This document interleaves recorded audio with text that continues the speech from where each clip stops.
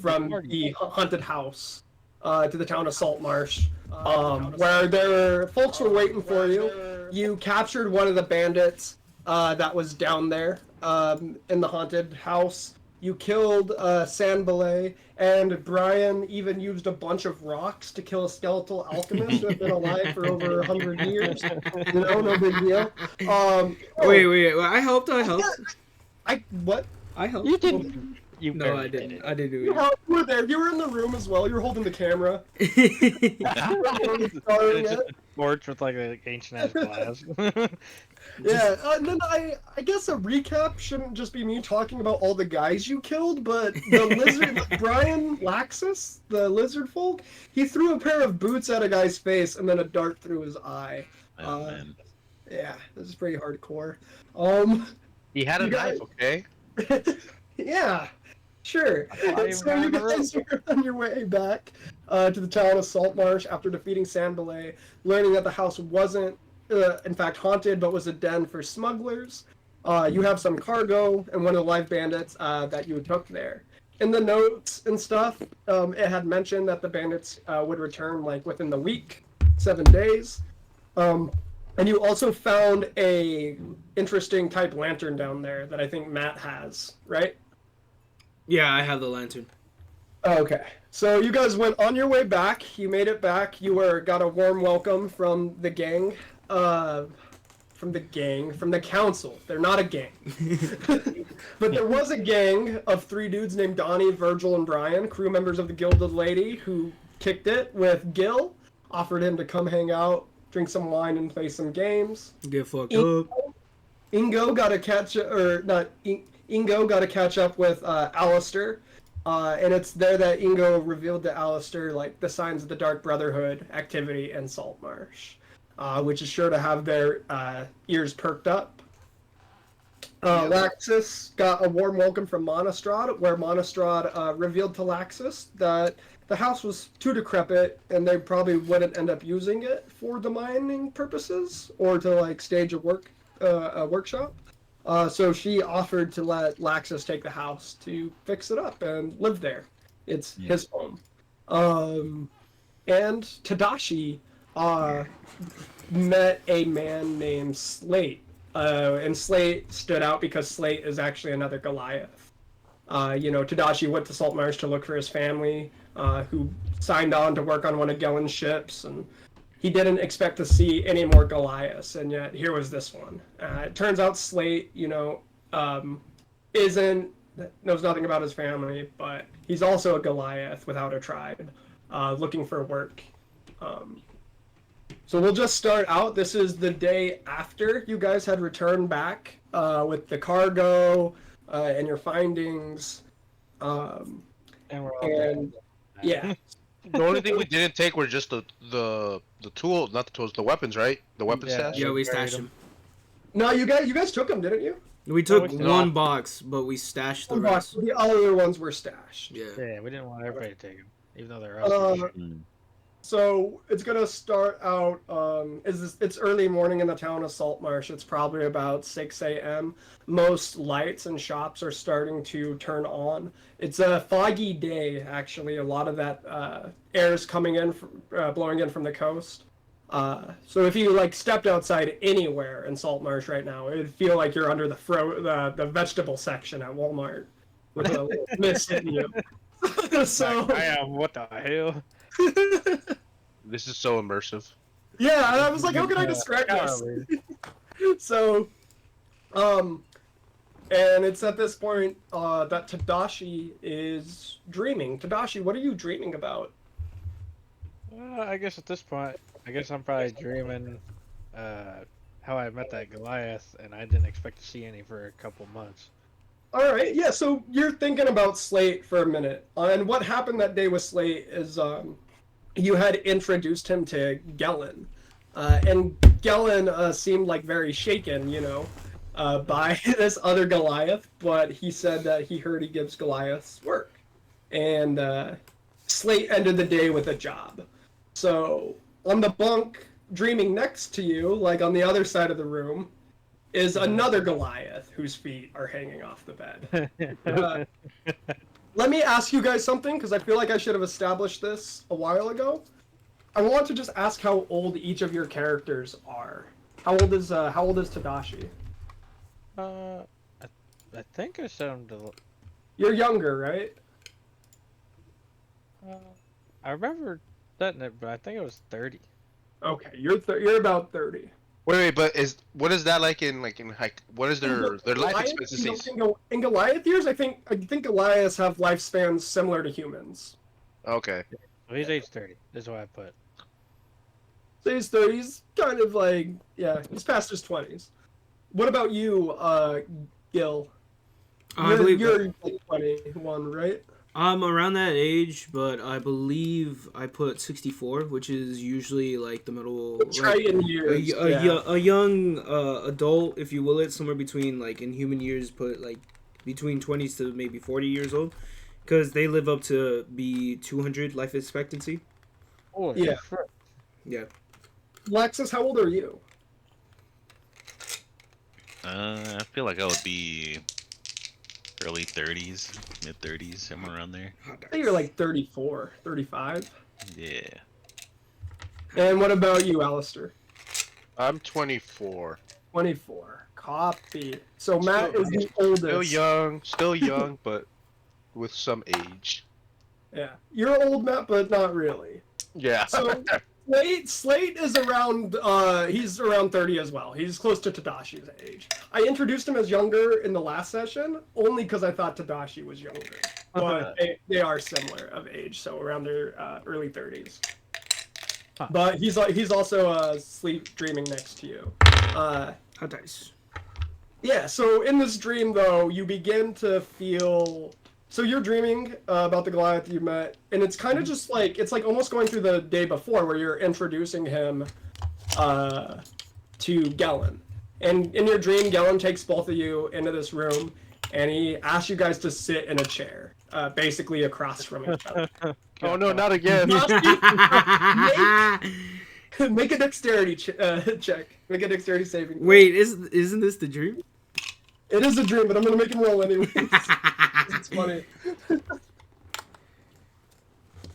18? Nice. You sit in the chair successfully without breaking it. So And then- only in dreams he can sit on chairs. Only in Oh dreams. Oh my god. I just maybe can sit on a fucking chair for once. So you sit there, you take a seat in this oak chair, and Slate sits in front of you in his chair. And it's just a candle burning between the both of you. And you notice that Dream starts to get a little bit more uneasy because Slate isn't talking to you. He's just looking at you. Well, that's easy. Do you want to try to do anything in your dream? Slap him, slap him, slap him. In the ass. I just look at him and I go, "Are you real?" Well, when you ask him about, the candle at the table stops burning and the room is completely dark. Oh, Oh fuck. Charles is And getting possessed. you feel hands on your throat. Roll Roll a d20. a d20. Just a straight D20. Let's see. D20. Roll. I got a 9. Let me see. You wake up. You wake up kind of sweating, and when you wake up, you see a Goliath around your age, and you notice kind of a scar that he didn't have before, though you can see it from being under him. That's kind of like under his chin, like there's like some kind of hook or something that drug in there. But he's just standing over you, and he's just smiling, and he's like, "Rise and shine, council meeting, Gellin's orders." Oh, what the fuck? I guess good morning to you too. Hey, man, you look like you're having a rough time. I'm sorry. I don't have many formalities, but yeah. Hey, wake the fuck up, soldier. Yeah, wake up, man. Get your ass up. So yeah. So what do you do? Oh, I mean, I told him that, and I'm like, well, you ain't gonna believe this, but I finally sat in a chair.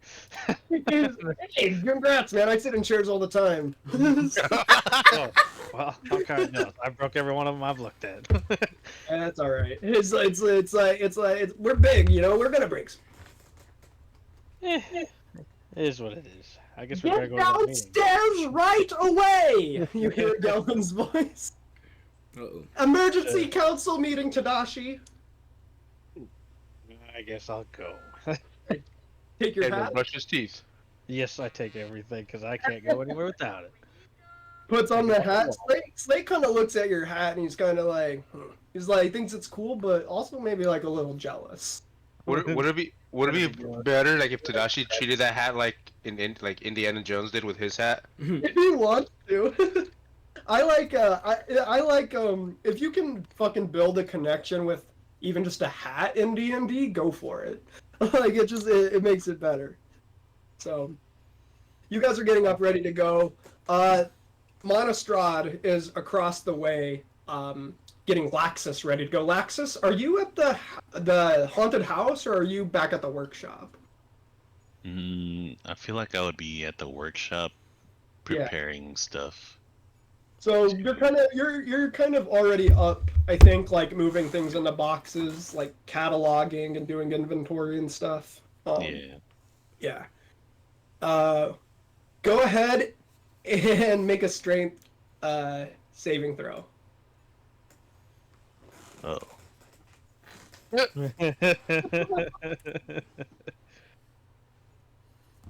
How everybody begins. What's his strength at? Oh, Is there a plus strength 14. saving throw? one. Yeah, What'd you get? he has a +1. 14. 14. Okay. So behind you, you feel somebody like wrap their arms around you, but you're able to just like push them off of you. And you turn around and it's your friend Ned, and he's there. What the? Hey, good morning, Laxus. I was just giving you a hard time. How are you? I'm doing pretty good. Are we moving to the house, me and you? We will be soon. Awesome. Gotta You know, prep up some stuff. I did get to spend a few hours there getting viciously beaten with chairs. You know, so Yes. it is. Memories. Yeah, it's kind of like a special place to me at this point. God. You still want that room?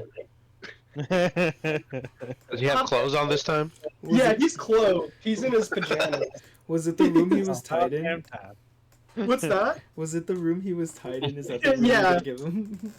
Yeah, that's gonna be his room. He's like, I stayed there so long, I might I as well. love it to be. Yeah, he definitely has demons in there. Jesus. You're not actually gonna make me sleep in there, are you, Laxus? I'm not gonna make you do anything right now. That's good. I like that. Hey, Monostrad's looking for you, by the way. Something about an emergency council meeting. Huh, interesting. I'll head that way. All right. So you start heading off towards town council hall. Gil, where do you wake up? From various amounts of partying and having fun with my boat lads, of course. We were, not getting drunk, but having a merry time playing instruments and whatnot. And I feel like Donnie, Virgil, and Brian and I had a great time.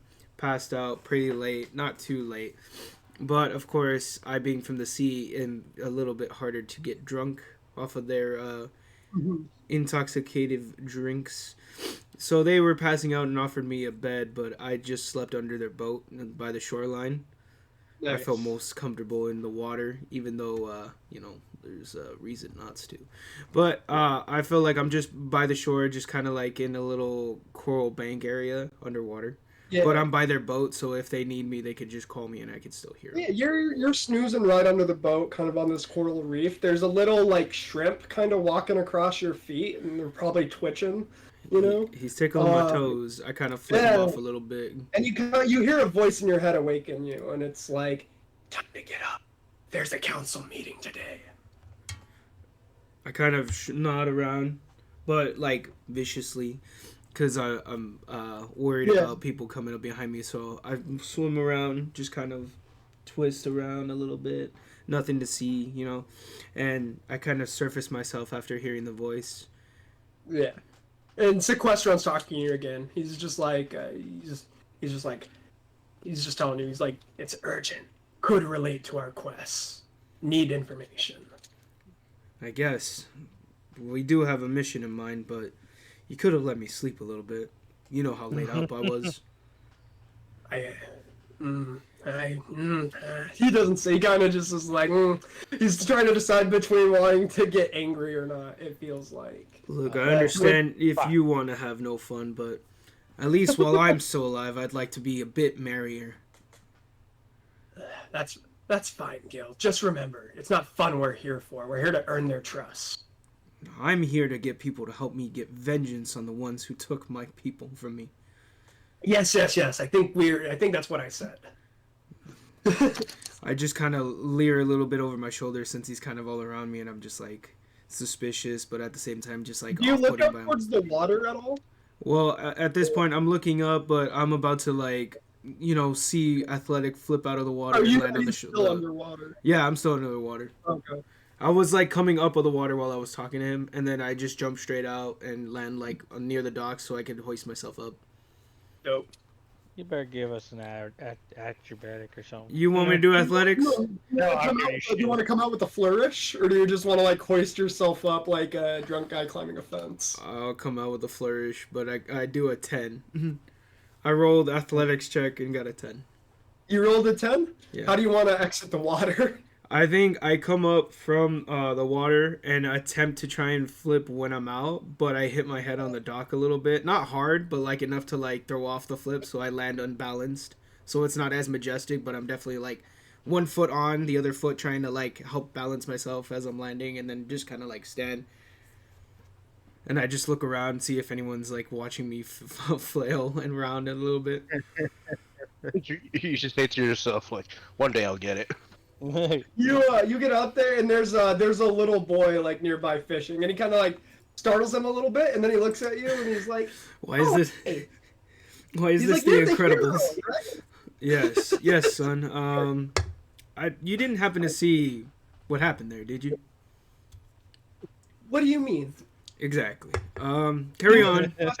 Talking to you? What was that? Nothing. He continues fishing.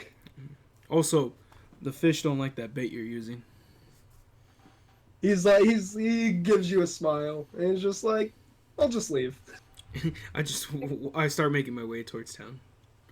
Okay, yeah. You start heading towards the council hall. It's when you run into Iliander, who's also on the way to the meeting, and he's just like, "Oh, I was looking for you. Like, how'd you know we were having a meeting for the day?" Intuition, I guess, but I just need to carry on with my quest, and however I need to get that done, I'll do it. Intuition. I know what you mean. I have really good intuition myself. I know when everything's not right around here. Mm-hmm. And you guys start marching off. We're gonna switch over to Alistair. I always want to call you by your last name, Alistair, and I apologize. I always want to call you Krinzak for some reason. You But- can. I go by. It is part of my name. That is true. All right. So, Alistair, what are you doing this morning? Are you up with Ingo? Are you even at Ingo's? Yeah, I'm at Ingo's. I think I'm asleep. Okay. When you wake, you go ahead, and when you wake up, you see that Ingo has like, in like detective shows where they get like the cork board and they put all the strings, like the red strings, and are connecting them to pictures and like faces and stuff. I tell him, mornings are the only time when you're not drunk, huh? He's like, he says something like, oh, like, yeah, it's the only time, the moment I leave the house, like, is when I'm corruptible. So, I don't think he was more saying like that's only because I'm just starting. oh, okay, yeah. Yeah, you want him, okay, yeah, he's like, this because I'm just getting started. He has a cigar in his mouth, and he kind of puts it out, like, an little ashtray he has.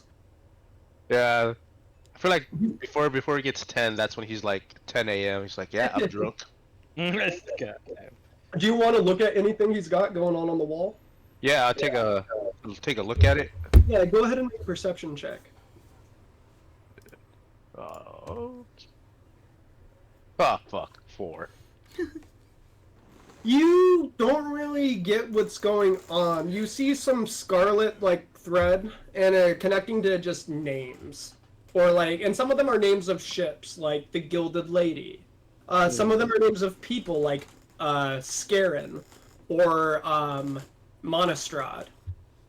Some of them are businesses in town, like Watson's General Store, and all these other places. Notice, sorry, go ahead. Can I ask him about the names? Mhm. Just like, hey, who are these? Like, who are these people? He's like, some of them are businesses, some of them are people, some of them are shops. You know, I see weird things, weird activity. You know, there's weird connections all around here. Some of the names that I have highlighted are people that could have possible ancient ties, maybe even long forgotten, like ties that they don't even know, but in some way connects them to the Scarlet Brotherhood. Same with these shops, where I feel like I've seen Brotherhood agents make deals or get goods or items that I've never seen here before. You know, I asked him if he knows if he's have heard anything about the weapons, like a weapon shipment. you see, I have, and that's what really intrigued me. Okay, Scarlet Brotherhood don't normally openly deal arms in that way. I know people here think that they might be behind it, but if the Scarlet Brotherhood was dealing arms, it would only be a trick. It would be to confuse somebody or draw the attention to them because they want attention drawn from somewhere else, I think. It's very strange. I would say take heed and only trust those who have tried to give their life for you. But everyone else remain skeptical. I'll keep that in mind then. Do you want to take down any of these names of any of these businesses or anything? Or ships or anything? Write them in the Discord. Oh yeah, huh? What's that? Oh, in Discord? Yeah, I told them right in Discord. Yeah, you can. You guys will notice too, you guys have your own channels up here, your own text channels, Tadashi, Alistair, and Laxus Gill. Mhm. Any notes you guys want to keep for yourself about your character, that's why those channels are there. Almost like your own like little space to remember things. Or Can you tell me the names again? yeah, so some of the names that were mentioned, one of the names was the Gilded Lady. Another name that was mentioned was a guy named Scarin. Yeah. S-C-A-R-E. With a K. S-K-E-I-R-I-N. Yeah.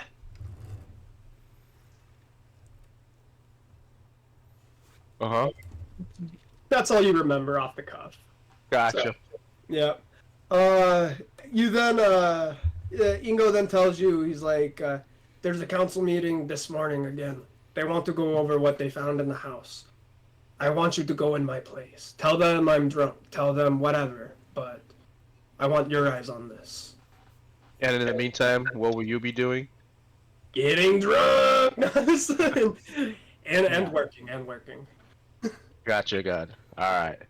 I'll be trying to make contacts.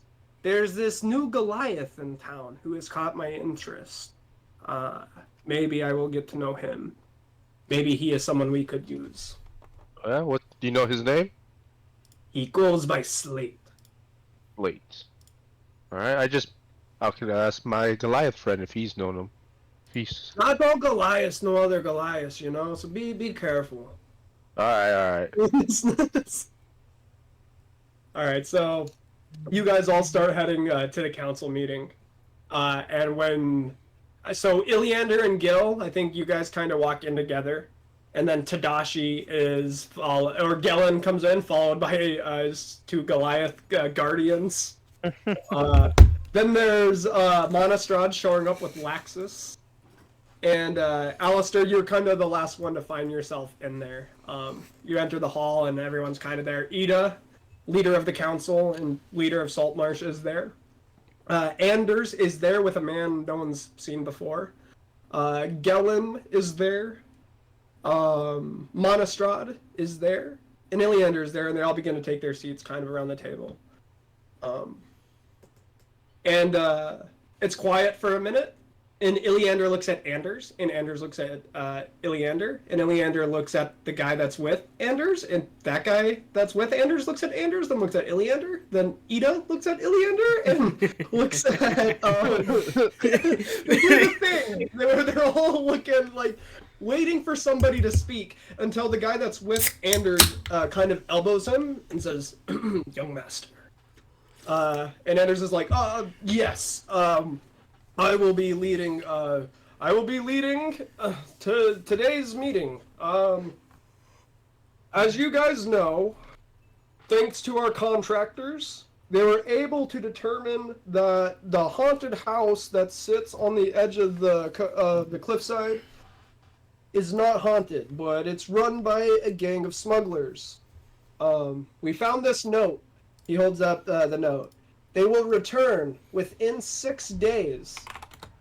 And then he holds up the weapons. To buy arms. He's like, this is an affront. This is dangerous. Not only to the people of Saltmarsh, and he looks at Monastrad, but to the Crown's interests as well. 6 days to prepare. And this, and he throws this lantern out. We think it's some sort of signaling system. Ned was working on it, tinkering with it, over at Monastrad's office. We believe that it can be used to communicate the ship that the smugglers will be coming back on.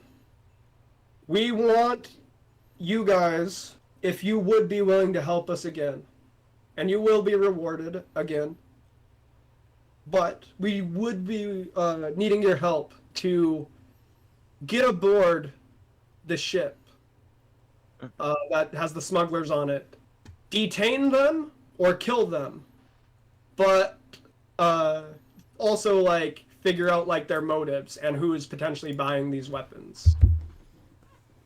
Do you guys accept?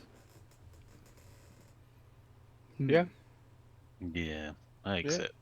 I accept. That was actually easier than I thought it was gonna be. I'm not going to lie. Things have been weird around here lately. And he's like, meeting adjourned. Take 6 days to prepare. See if you can figure out how the lantern works. And then we'll wait out at night. And everyone's kind of standing up, like pushing their chairs in, you know. And but some people are kind of lingering. And one of them is the guy that's with Anders. And when you guys look at this guy, he's old. Probably older than Gellin, and probably older than Ida. But he looks like physically strong. Like he's kind of built in the chest still. But he does move like kind of like with a hobble.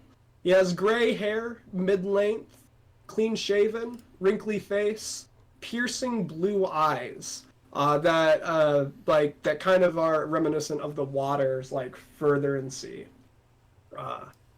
But he's kind of like in a little suit with a tailcoat almost.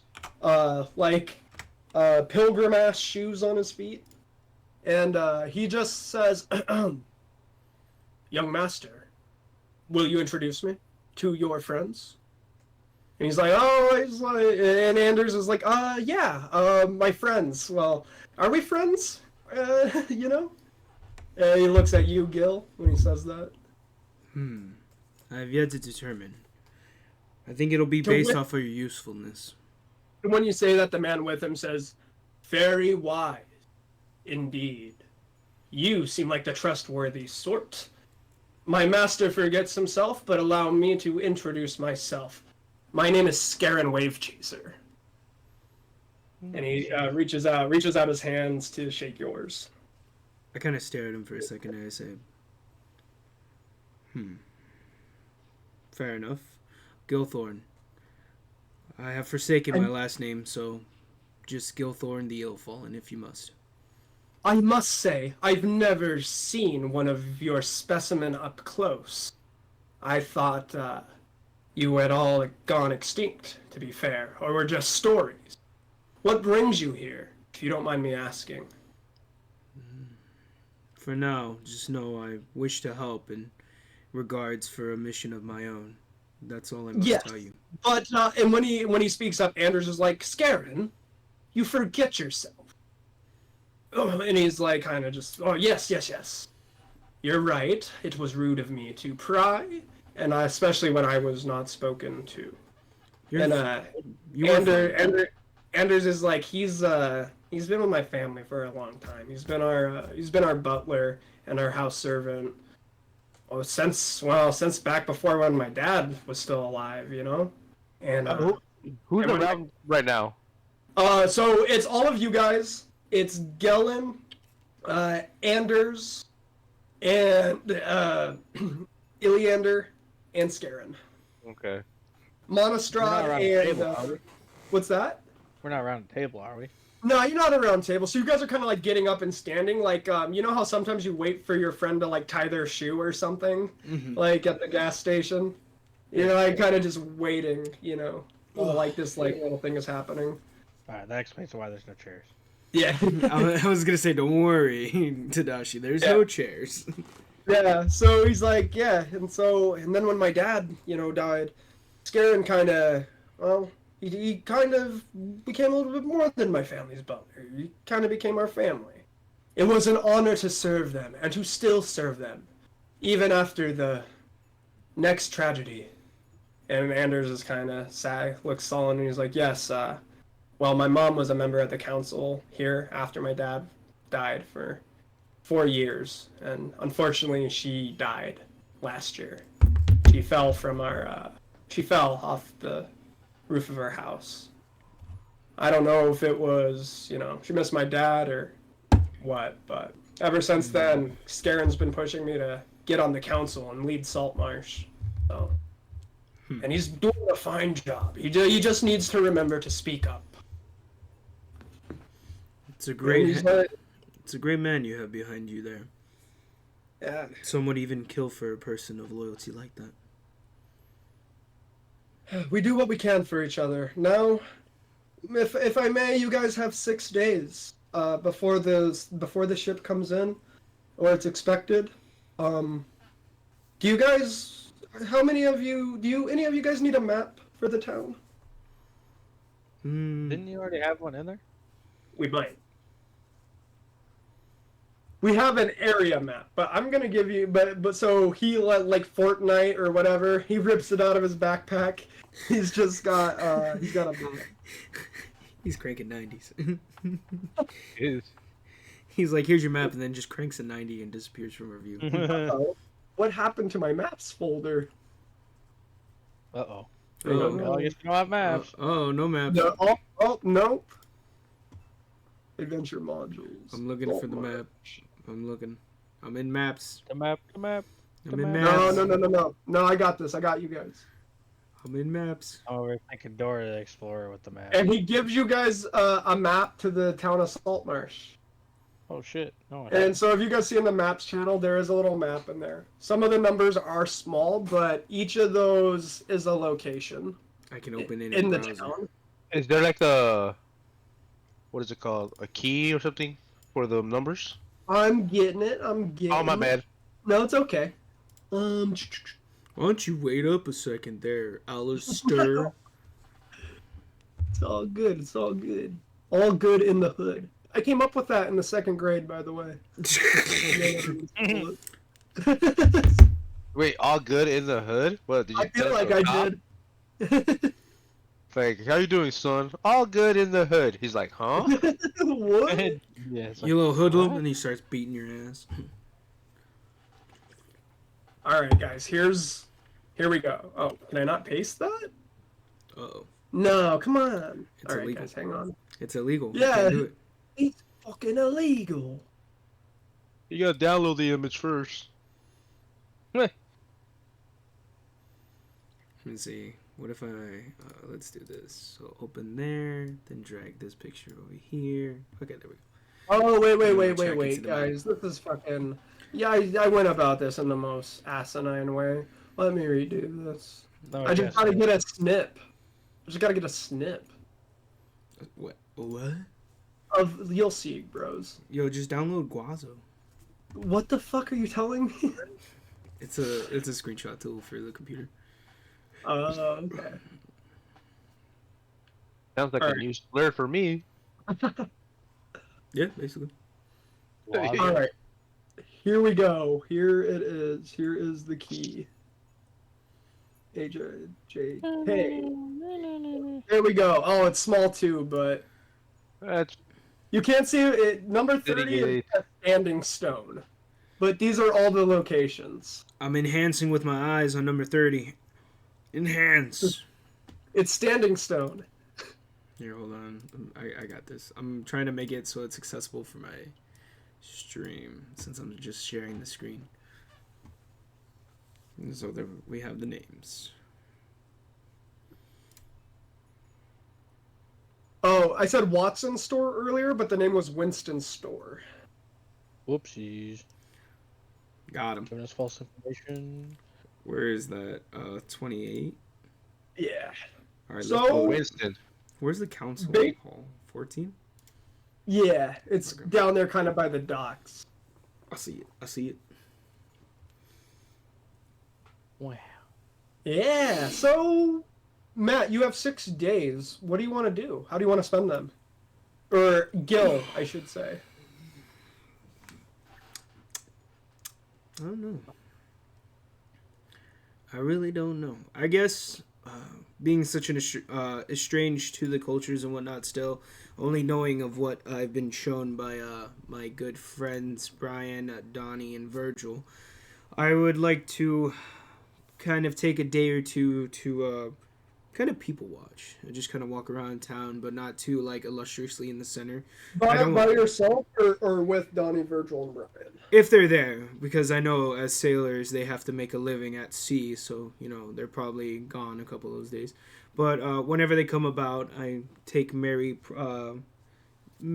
celebration with them. Of course, I don't always drink, but sometimes we just sit there and of course play chess that they've so graciously showed me how to play, and play of course the flute with them sometimes. But most times I'm probably just at least 1 or 2 days. I feel like I've been strolling around, seeing the area around, and just kind of taking in how people live amongst themselves above the sea, and just kind of staying to the side, but not in like a shadowy way, just kind of like keeping to myself. I like to think that you're people watching, but maybe because you're so intent, you people are watching you for sure. You are a Triton. Well, you are like, so they kind of got your eyes on you as well, but they're very like accepting of you. Yeah, I just don't want to make a scene. That's why I'm not like straight in the middle of the city or in the streets or whatnot. But you know, of course, I'm not hiding away trying to look suspicious or anything. I think, of course, I go into a couple shops. Maybe. Is there anything on the map specifically that you wanted to check out or people watch at? Let me open that some gun right now. Any names that go? Anything that seems interesting to you? If you want to know the name of the bar, I'll tell you what the bars are. I'm looking at the names right now. All right. I feel like I may have heard like names of some different spots, but there's only a couple of them that I of course wanted to figure out. Maybe 24 Crabber's Cove. See, if there's something crazy there, I can't like exactly tell you yet because it might be, but Could I roll for so, perception? So just east of the docks, built along the shores of a secluded bay, are a handful of buildings known collectively as Crabber's Cove. The buildings are weathered, abandoned by the residents of Saltmarsh years ago. Since then, thousands of crabs have taken up residence in the crumbling remains. Crabbers from Saltmarsh are cautious about the cove, as more than one overeager fisher has disappeared in the clackening darkness, never to be seen again. I think hearing that tale, I've approached, but of course I've approached cautiously, and I feel like, as Gil would have thought perceptively, someone approaching from land, of course, would seem maybe hostile or somewhat volatile to these crabs. So for Crabber's Cove, I approach, of course, from the sea line and rise up from the shore to see what it is all about. So you kind of notice this area. Do you swim there or do you go there on foot? I swim there. I like, if you look, what's 23? The Carpenter's Guild Hall. I think from like that area where those docks are, I jump in the water, then like swim up into Crabber's Cove to like investigate what's going on there. All right. Of course, I'm proficient at swimming, so of course I wanted to be at an advantage in If case anything you happens. don't encounter any challenges getting there. Oh well, Um, I'm just making sure that if there's a challenge there, I want to be able to get away if I need to. So as you approach the beach, you see what you think are like stones, just like kind of like skipping on each other, or like sliding around somehow, like in the Gobi Desert, those rocks that move. Mhm. But as you get closer, you realize these are just a bunch of crabs. Hmm. They're not dangerous though. They're normal, little sized crabs. Of course, and being from the sea, Gil, I start to approach them cautiously, but also gently, and reach out a hand to try and pet them.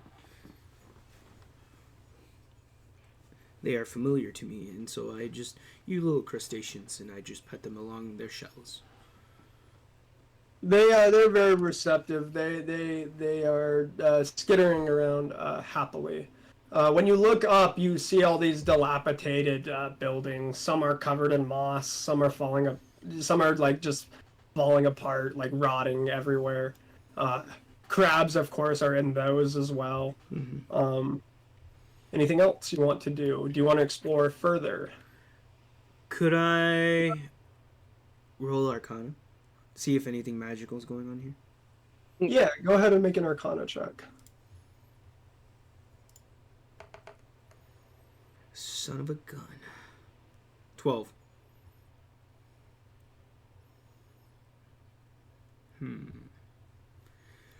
A low Arcana check, 12. Jesus. They forgive me not.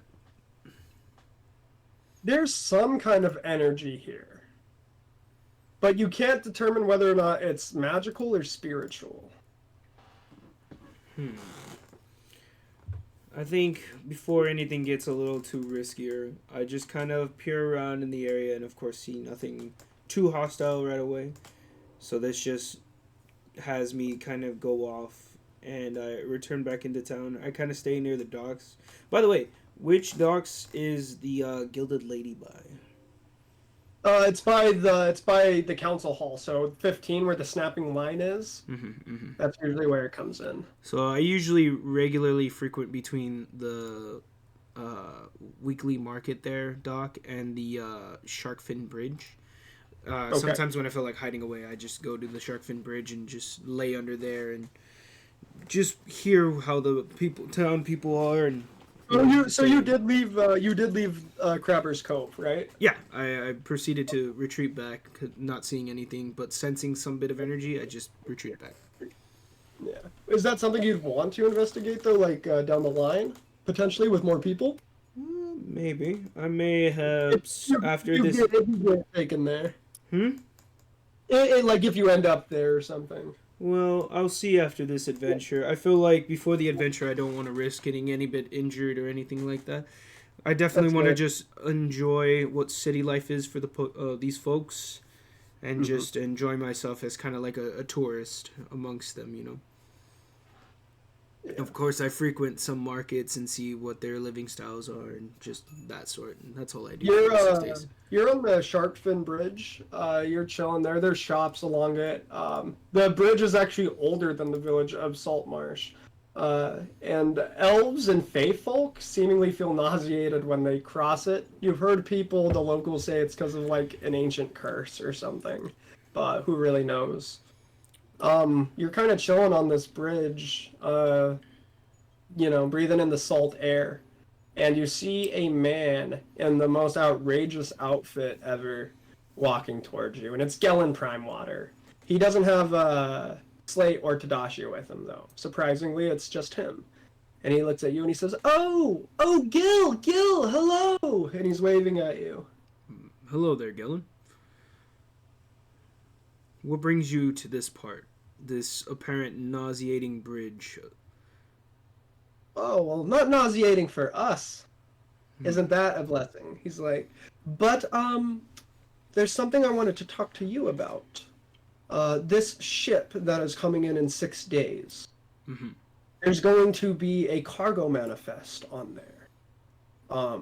I want you to find the cargo manifest and destroy it before anyone can read it. I'm sure you understand. Not entirely. As you see, I am of the sea, so a cargo manifest being destroyed doesn't really sound all too familiar, nor does Okay, it well, sound natural. let me break it down for this way. I'm used to talking with people whose intellect may be a little dampened. So let me try. Whoa, Um, easy there. I am not of a foolish man. I am of strange waters. I apologize. I did not mean to offend you, good sir. You see, your mission is to go and take out the smugglers, eliminate every single one, and yeah, there's no need for a cargo manifest. Just get them to tell you what they know. The cargo manifest is useless and could lead to further issues. Issues of what value? Well, you see, there's people on the council that believe that these weapons being smuggled are a threat to the crown. As you know, no one in Saltmarsh really cares about the crown. Two birds, one stone, or two fish in one net. Yeah, maybe that will resonate with you. Listen, if this cargo manifest gets out, it has a chance to provoke even further war. And you don't want these poor people, these people loyal to Saltmarsh and its traditional values to get hurt, right? Or do you? I fail to see how you understand my moral ground with you people. I don't seek to be a peaceful individual, nor do I seek to invoke harm upon anyone. But that does not mean I am going to play into a sort of deception, as this seems. You Go ahead and make an insight. Do you want to make an insight check? Yeah, I'll make an insight. Woo! Dice roll. 16! Nice. Yes. Thank you. Yellen's shady as fuck, but you believe that there is a part of him that doesn't want innocent people to get hurt? Like, so he disguises what his mission is with his truthful nature. he cares about the human beings of Saltmarsh.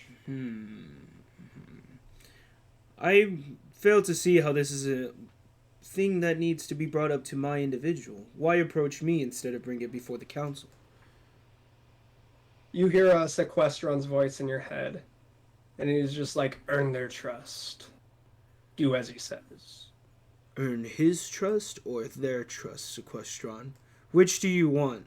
I need strong people, and for one individual versus a many, this seems kind of counter to what we need to do. This man holds power and great sway. I don't like him either, but helping him helps them trust us more. And we can always deal with him later if we need. This does Let not me tell you this. You can make your own decision. You can destroy the cargo manifest or not.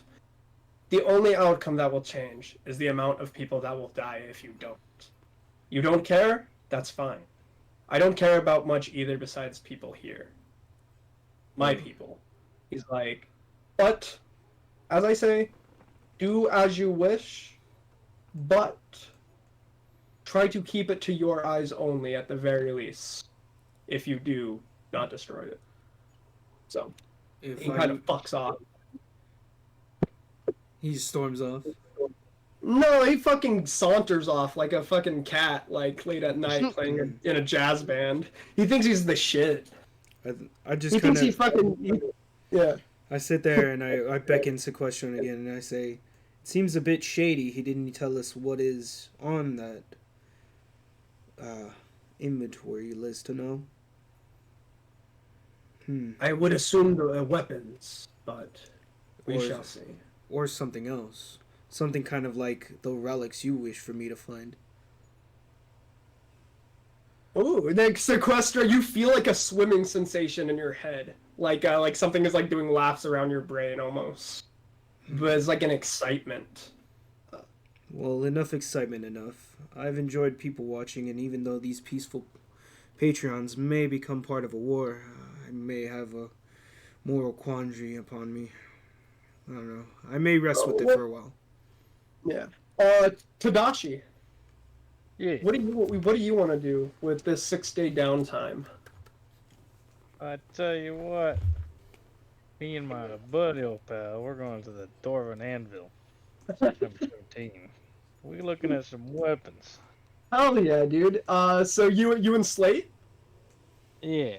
Hell yeah. All right. So yeah, it's a later in the evening. It's probably kind of a day after Matt had his little venture in the cove and talked with Gellin. But you and Slate's playing a game in the yard of like Gellin's like mansion. It's kind of like a ring toss game, almost like horseshoes.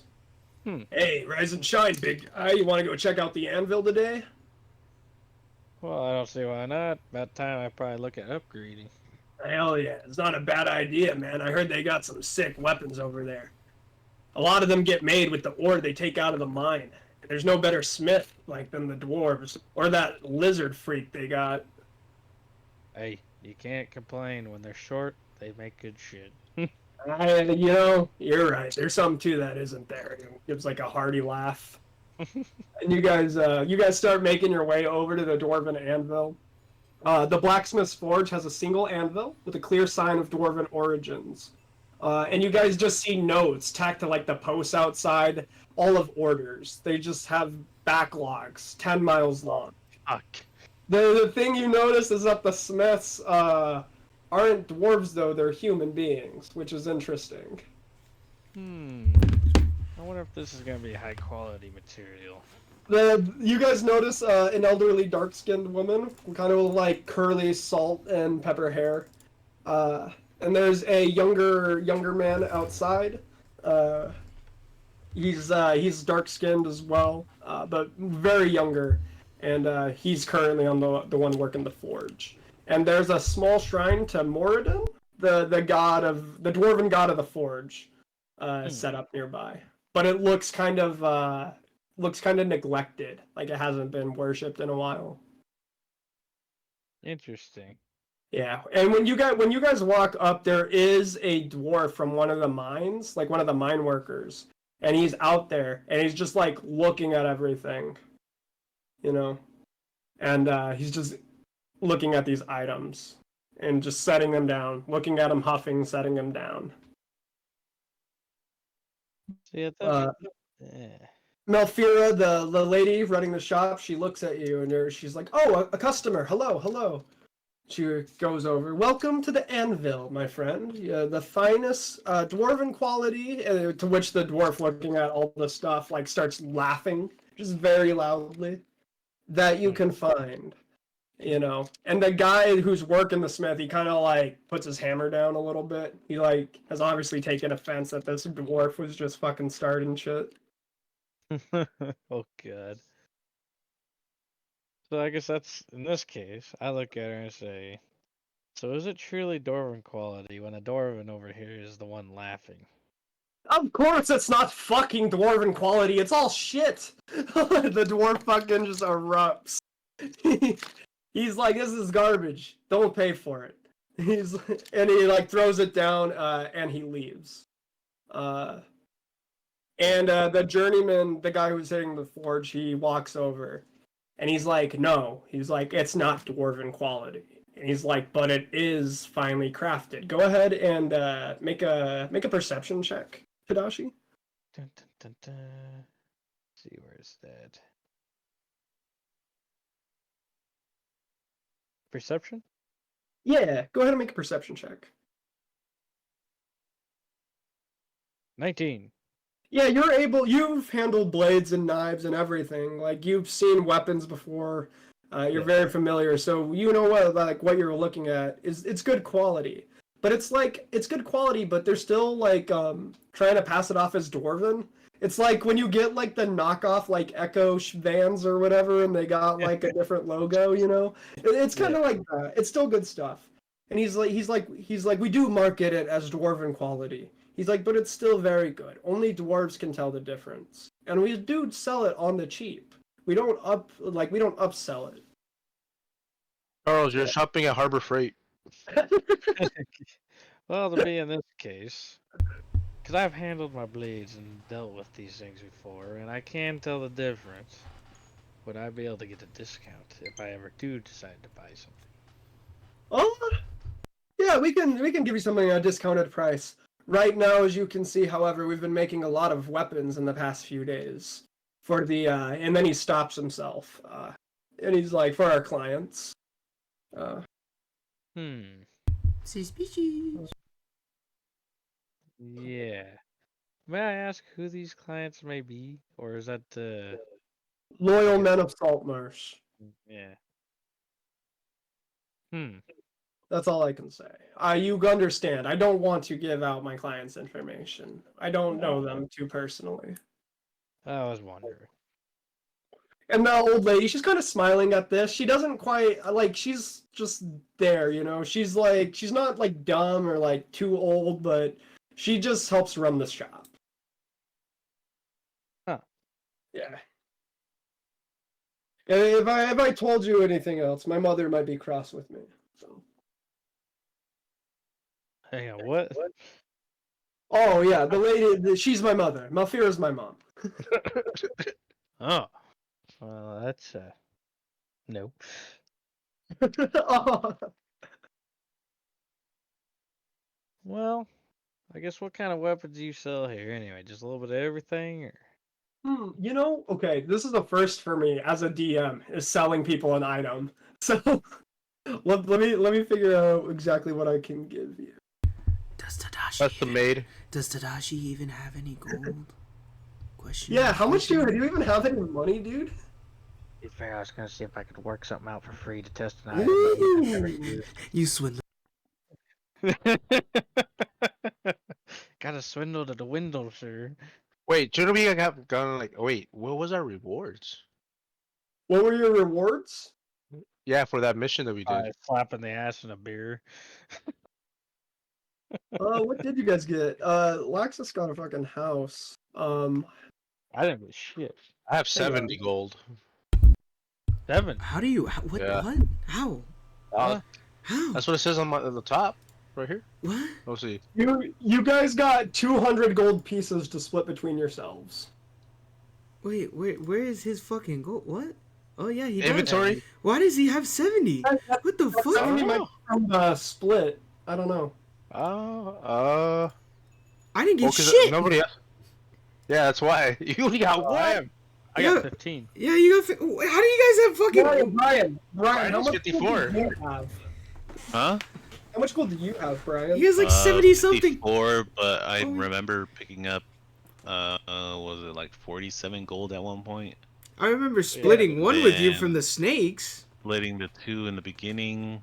You also have items that are worth gold, but I don't think you have sold them yet. No. The fuck? Everybody gets 50 gold. And I will let you keep your 70 gold. Just cuz. Yeah, I don't know. I'm trying to see why I would. Characteristics, background. Oh my god. I'm a broke bitch. Well, you came from the sea, so I don't know what kind of. You shush your mouth there, boy.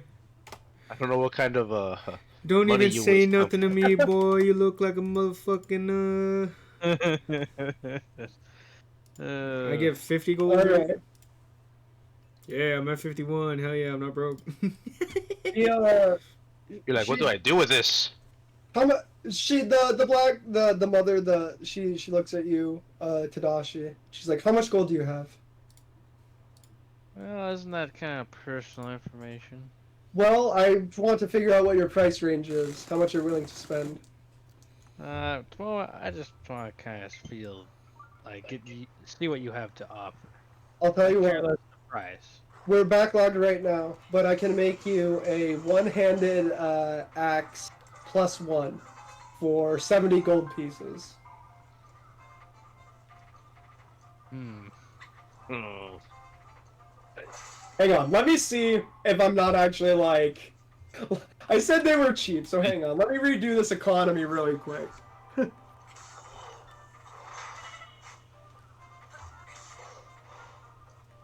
Well, like a short sword costs 10 gold points, or 10 gold. Yeah, Yeah, but you don't want to think axe would be cheaper. that's Oh, like wow, man. that's like baseline. But even so, Yo, the economy A of this hand place. axe, Uh, a hand axe I'm says. at 70 gold pieces is a bargain because the DM's guide says I should be selling it for 2,000. Jesus. No So, shit. so yeah, this is the best deal I can get you. It might just take some time. Damn. So you, so Hey, the if it- hit slash DC is +1. Yeah, for just +1, it's 2,000. Well, Yeah, that's damn. cool. Well, if he One says I it's have gonna be a now is wait, +4. yeah. Eesh. Well, I guess out of curiosity, do you have any weapons you guys made that nobody's tested yet? This is a fun question for a DM. Let me He's like, let me think. 'Cause I'd be more than willing to test it for you, and I can give you the results. What kind of weapons do you like to use? At the moment, I've been using single-handed combat weapons, so I dual wield. What are you proficient in? Killing snakes. No. It should say you should have some proficiencies on your character sheet, like martial weapons, long swords. Where do I go for that? I guess Let me see. because it says like bonus actions, two-handed weapon fighting. Right. Features and traits, I think. Features and traits. superior technique, battle master. Fighting style. Doesn't say what you're proficient in though.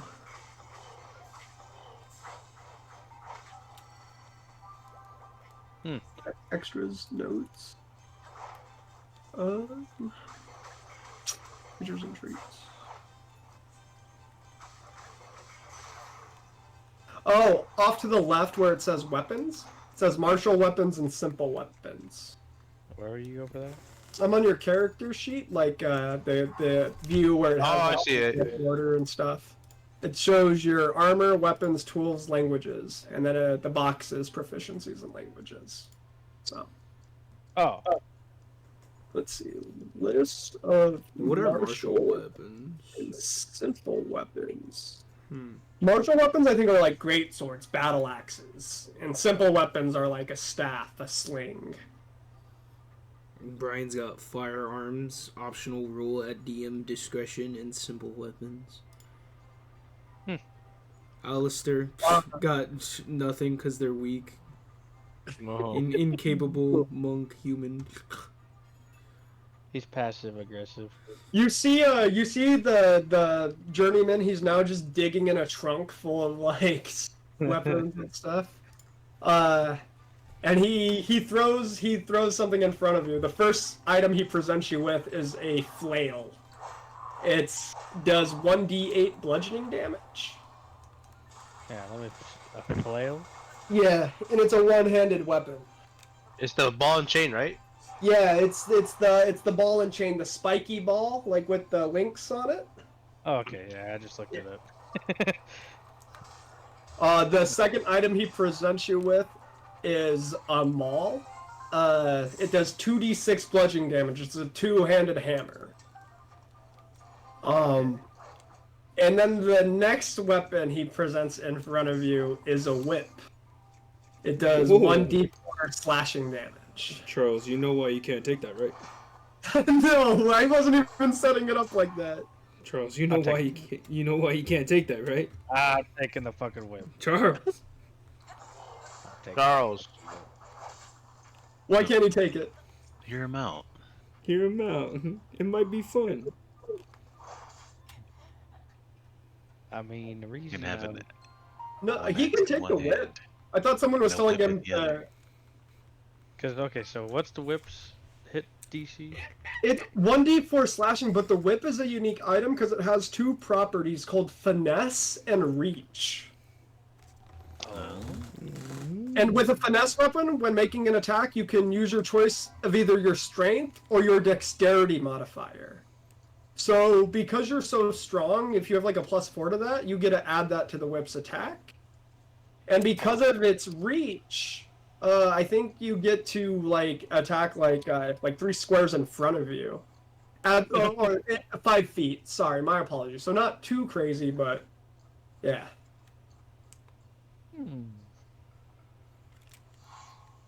So these are weapons I can test for you. Yes. Well, if you don't mind, I'll gladly take the whip. You take the whip, and Slate looks down, and he's like, "And I'll take this," and he picks up the maul with one hand. And he just kind of looks at you, and he's like, "What do you think?" Well, looks like it suits you. I mean, you needed a weapon since you've been here. You look a And little bare. I feel good. He points it at the 2 workers, and he's like, "No, give me all your weapons." No, Just joking. A fucking 8-foot guy walking up in there doing this.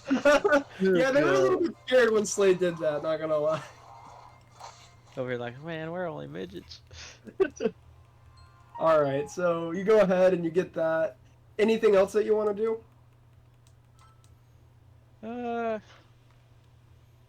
I'm just gonna say I sat there and bullshitted with them for a while. Yeah, you and Slate kind of just go. I think maybe you guys go to like there's a spot on the map called the Leap.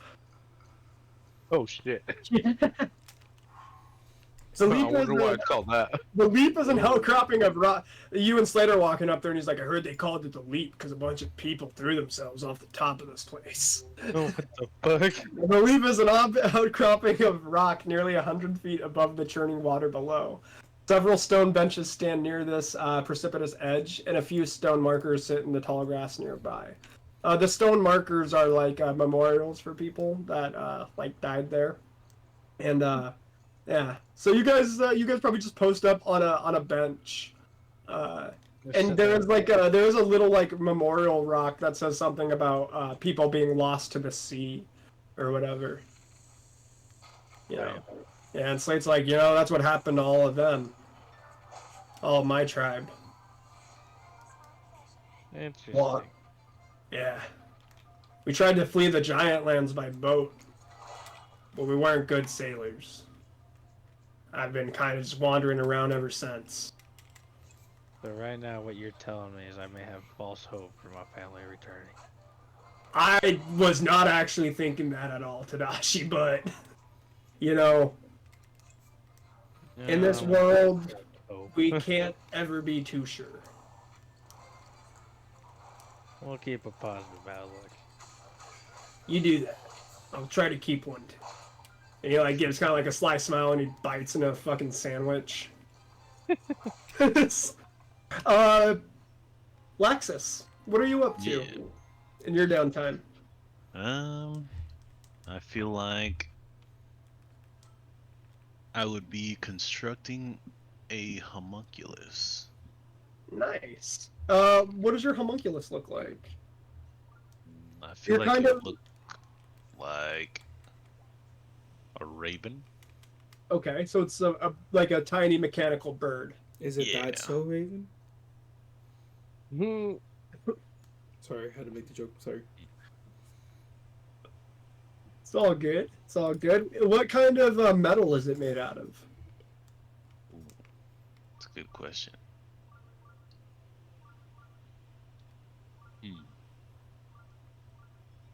I feel like it would be made out of steel. All right. Yeah, you got this. You got this steel raven. You just kind of constructed him, and he's shiny as well. When you look at him, you can see your own eyes looking back at you on the side of like his wing or something. Yeah. Do you want to give him a name, Hmm. or her a name, or it a name? Shima name. They summon a name. Can't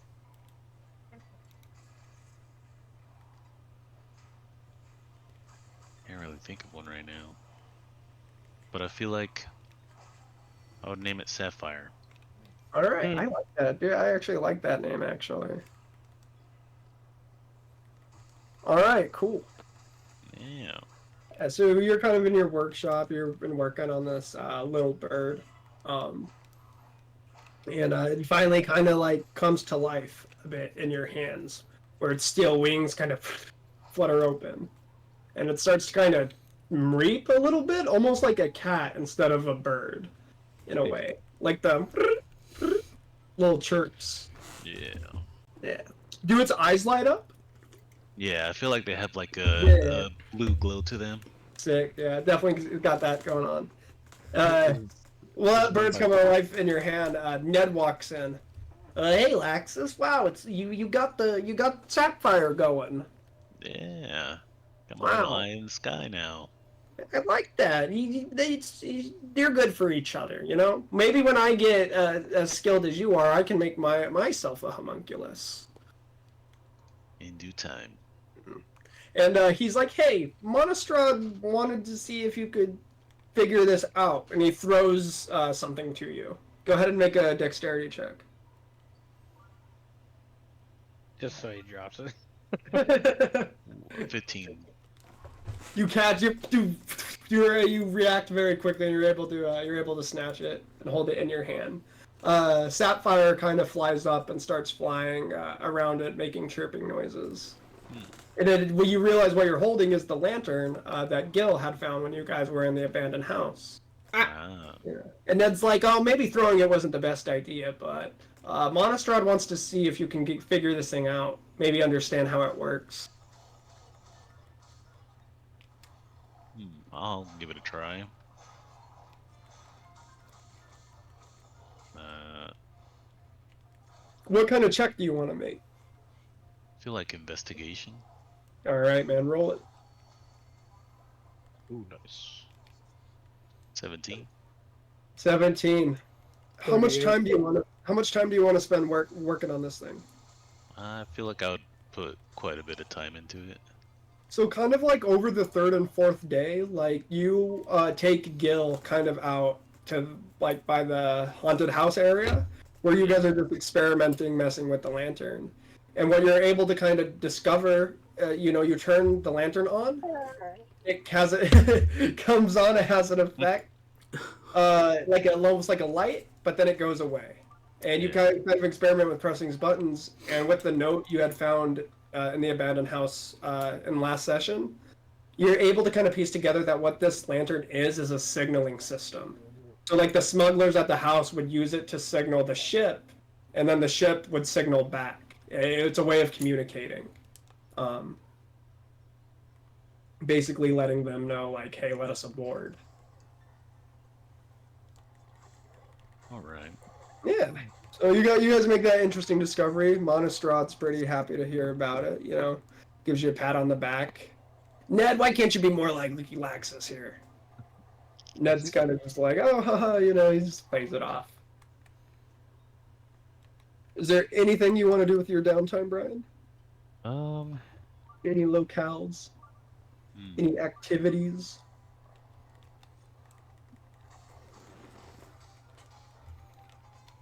I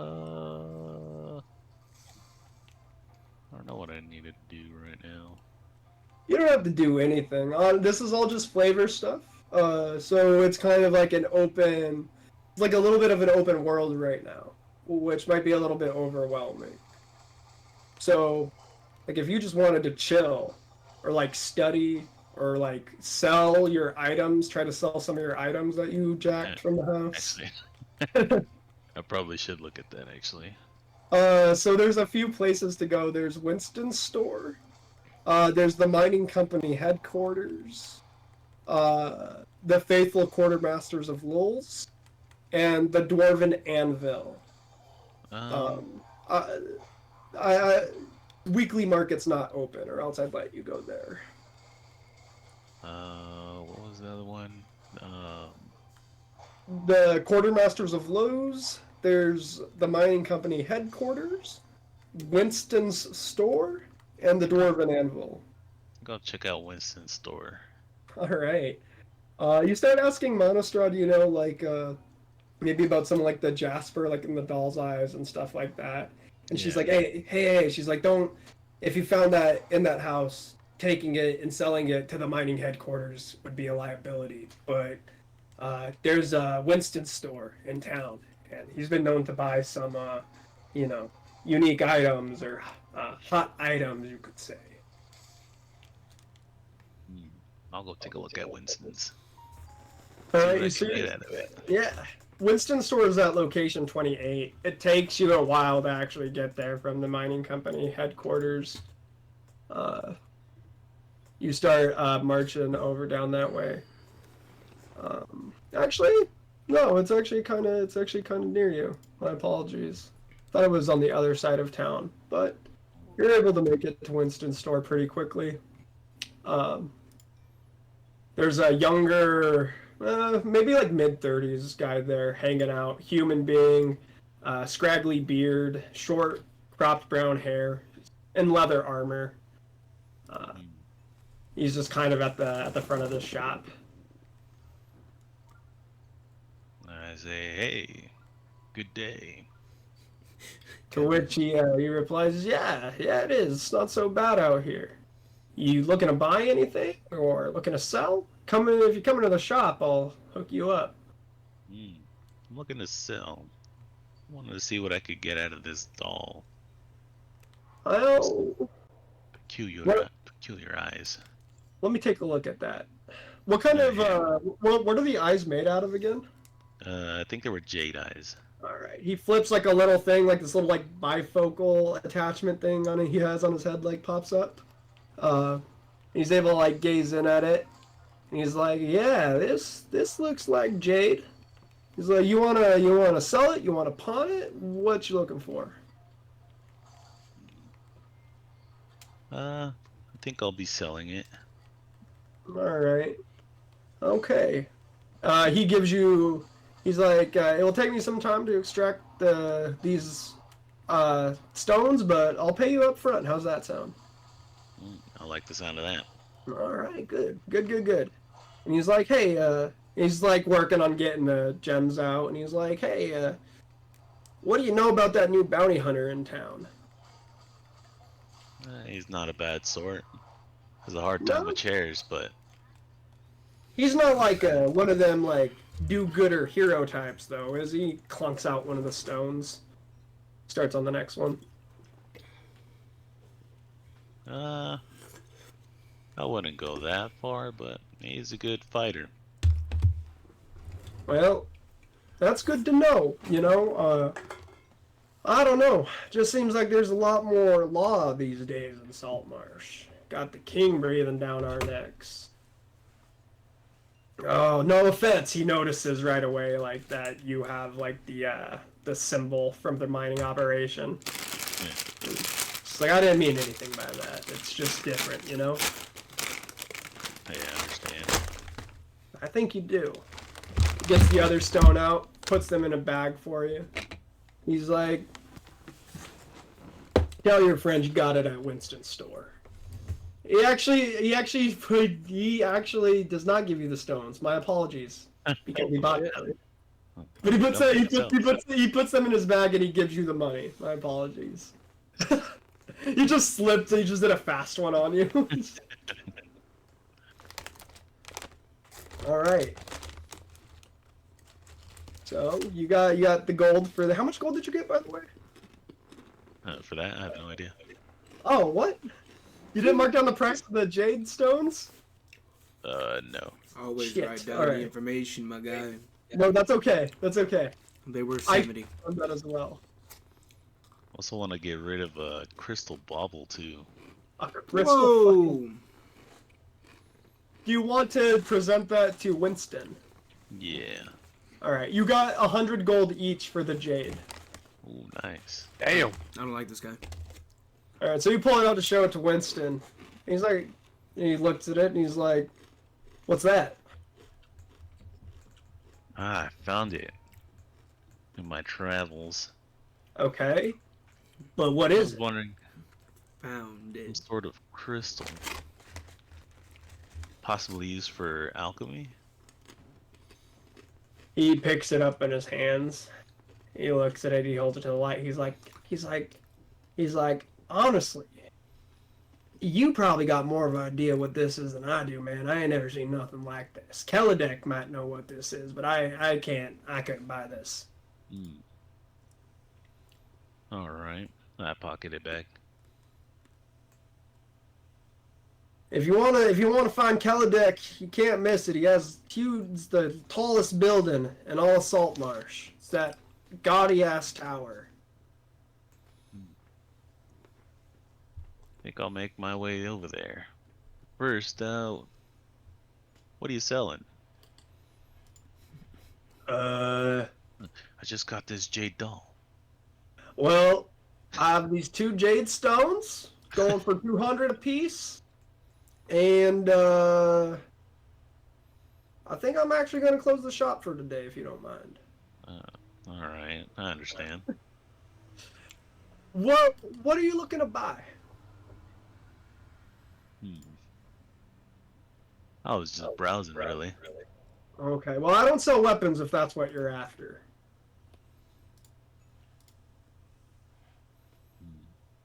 What do you sell? Junk. His eyes kind of perk up a bit. He's like, I sell poison. I sell armor. I sell maybe a little bit of weapons, depending on the clientele. I sell a little bit of everything. You want some food? You want a snack? Sounds like he's a general store. I got bugs for you. Yeah, there's little dime novels. There's this one, the lizard folk and the nosy ass fucking nose. What kind of weapons you got? He sells simple weapons. So like slings and stuff like that, like a bow maybe. You want me to show you? Yeah. All 'Cause I right. don't remember what simple weapons I can use. It's all right, me either. Where did you guys find that again? Oh, yeah, that's when you're doing your inventory. Inventory. Oh yeah, what you're proficient in will be Yeah. on the left. They'll have a box at the very bottom that says proficiencies and languages. Light armor, medium armor, and shields. So you But should, for weapons, it's simple weapons and firearms, optional at DM's discretion. so there are firearms. Oh. That's an idea I've been flirting with in my head. I've never ran it. But possible. We'll see. Lox just pulls out the Glock. Yeah. And just say Glocken time. No, fuck.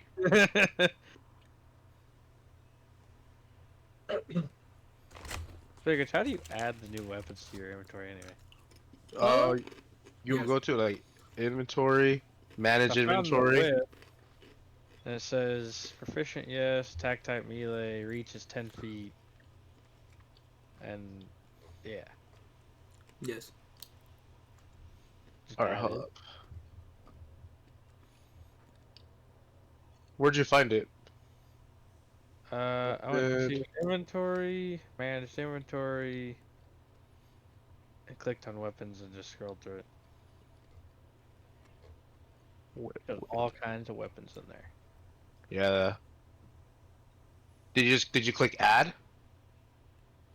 I haven't clicked add yet. Click add. Okay. There you go. Lexus, he presents you with an option of simple weapons. First thing he shows you is he holds it up. He holds up this dart. It's in a pack of them, but he's like, a dart. Have you ever used one of these? No, but I've seen them used. They look very effective. They are. He sets it down. We've also got, he like pulls out a short bow, but he somehow like cocks it like a gun. Even though, like, I don't know, he's like makes Does it the make a noises. rumble? Sets it down. Yeah, yeah. Jamal pulls out the 9.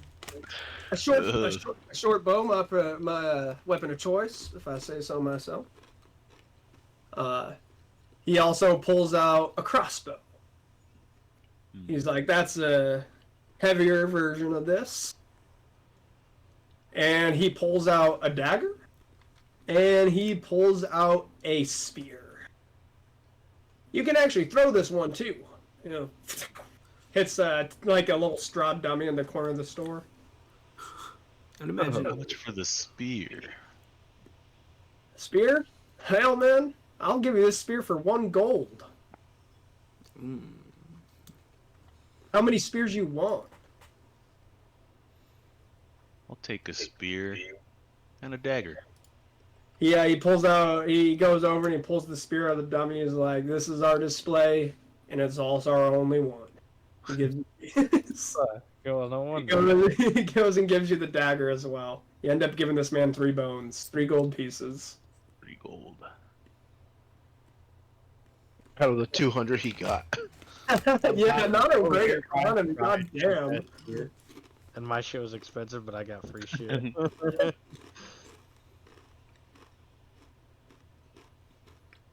Alright. Do you have any healing potions? I do not. Kaladek might brew you up some. Alright. You make your way to Kaladek's tower. It definitely stands out in Saltmarsh. It is the tallest building. It's 3 stories, in fact. It's home to the resident sage and wizard Kaladek the Unspoken. You approach the tower. It's made out of towers. It's made out of cobblestone. It's a Interesting. bright red door. I knock on the door. The door screams. Who's that? My name is Loxus. Oh, I'll summon the master. You woke me up, asshole. You wait for a little bit. The red door opens, and it opens with like a loud flourish, and a 7-foot tall man in a red robe and red turban stands in front of you. He peeks his head out like Jim Carrey in Lemony Snicket's Series of Unfortunate Events. Looks at you. What can Kaladek do for you? I've come to see your wares, and also, if you could tell me about this item I found. My wares? Yes. He pulls you inside and slams the door. He starts shaking you. Who are you? Scarlet Brotherhood? No. He sets you down. Good! My wares, yes! Good, damn, that's quick. Oh. He starts looking around and picking up little bottles and whatnot. And this weird, it's has no fur. It's almost skin, has 2 bat-like wings and a small tail. It's this imp. Flies down and lands on his shoulder. Yeah, that's the asshole that fucking woke us up. I'll Yeah, look it's at the fine. wire. He's customer. He's customer. So, what do you sell? Well, there's nothing really. No magic items. I can brew you potion. I can make you poison. I can appraise a magical item from you, but I must confess, I do not know if I have the coffers to buy. And I can speak to a dead. Do you have a dead relative you need to talk to? No relatives I can think of. Okay. Then these are the services Kaladek can offer. What about the snakes? What about the snakes? The snake. It's all just. Snake jets. Do you have anything that's anti-snake? Asking for a friend. No, I can brew you antidote for 2 gold pieces. An antidote. Not even anti-snake. God damn. The antidote will work for venom. Can I get a set of 5 anti-venoms and healing potions? Well, I guess on the right side, Matthew, Brad still cares about you. Let's see, 2 times. Don't forget the appraisal, bro. 20 gold pieces in total, my friend. How much? 20. 20? Alright. Man, that guy's spendy. And I'd also like to appraise this crystal bauble. I thought you said you learned Scarlet Brotherhood. No. I also told you I found this. Hmm. You did. Fair point. Where did you find that? Oh, the Scarlet Brotherhood. In a building that I have just acquired. A building you have acquired. Given to me by the king. He laughs. What? You tell me story. I distrust you. I tell no lie. Oh! He raises his eyebrow at this. Yeah, that's Items like he picks up. He says, what he sees is a soul shard, but as you can see, no soul resides. Worthless. Oh god, no soul.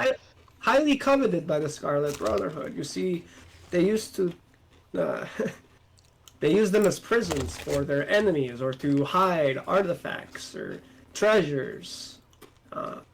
It's like a Like, soul uh, gem. Yeah. Oh no. Interesting. Just like This, Skyrim. this one is empty and worthless, and please get rid of it. Don't tell anyone you have it. You will never hear.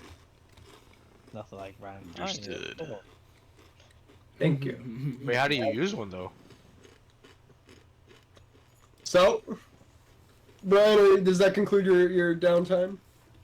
Yeah. Alistair, I want to call you Ingo too. I'm sorry, Alistair. I can't. Everything I don't know but why. Alistair.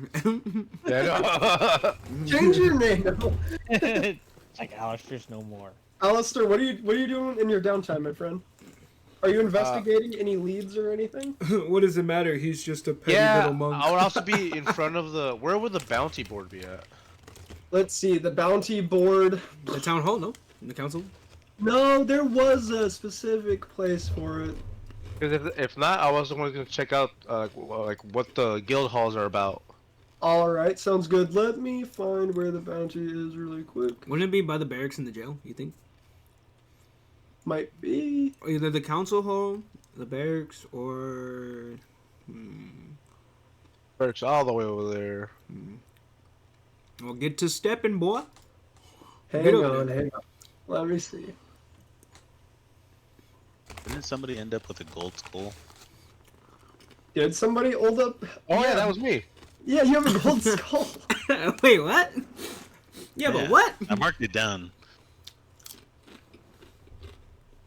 Was that what? Is that how I got the 70? No, that's not how I got the 70 gold.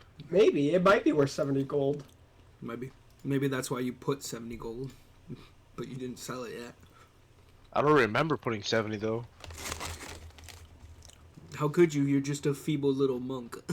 You want to check out the bounty board? The bounty board is located at the second smallest tower in Saltmarsh, Hool Watch Tower. This is where Ingo and Iliander kind of work out of. This 60-foot tall tower was the first defensive building of Saltmarsh, and it serves as an armory and a lookout as well as the official base of the town guard. Iliander spends most of his time here. There is a bounty table, Not bold. but it's more like it's not like a wanted, but like a job that needs doing. Can I take a look at the bounties? Roll a d6. Oh shit. Oh, wait. Oh, shit.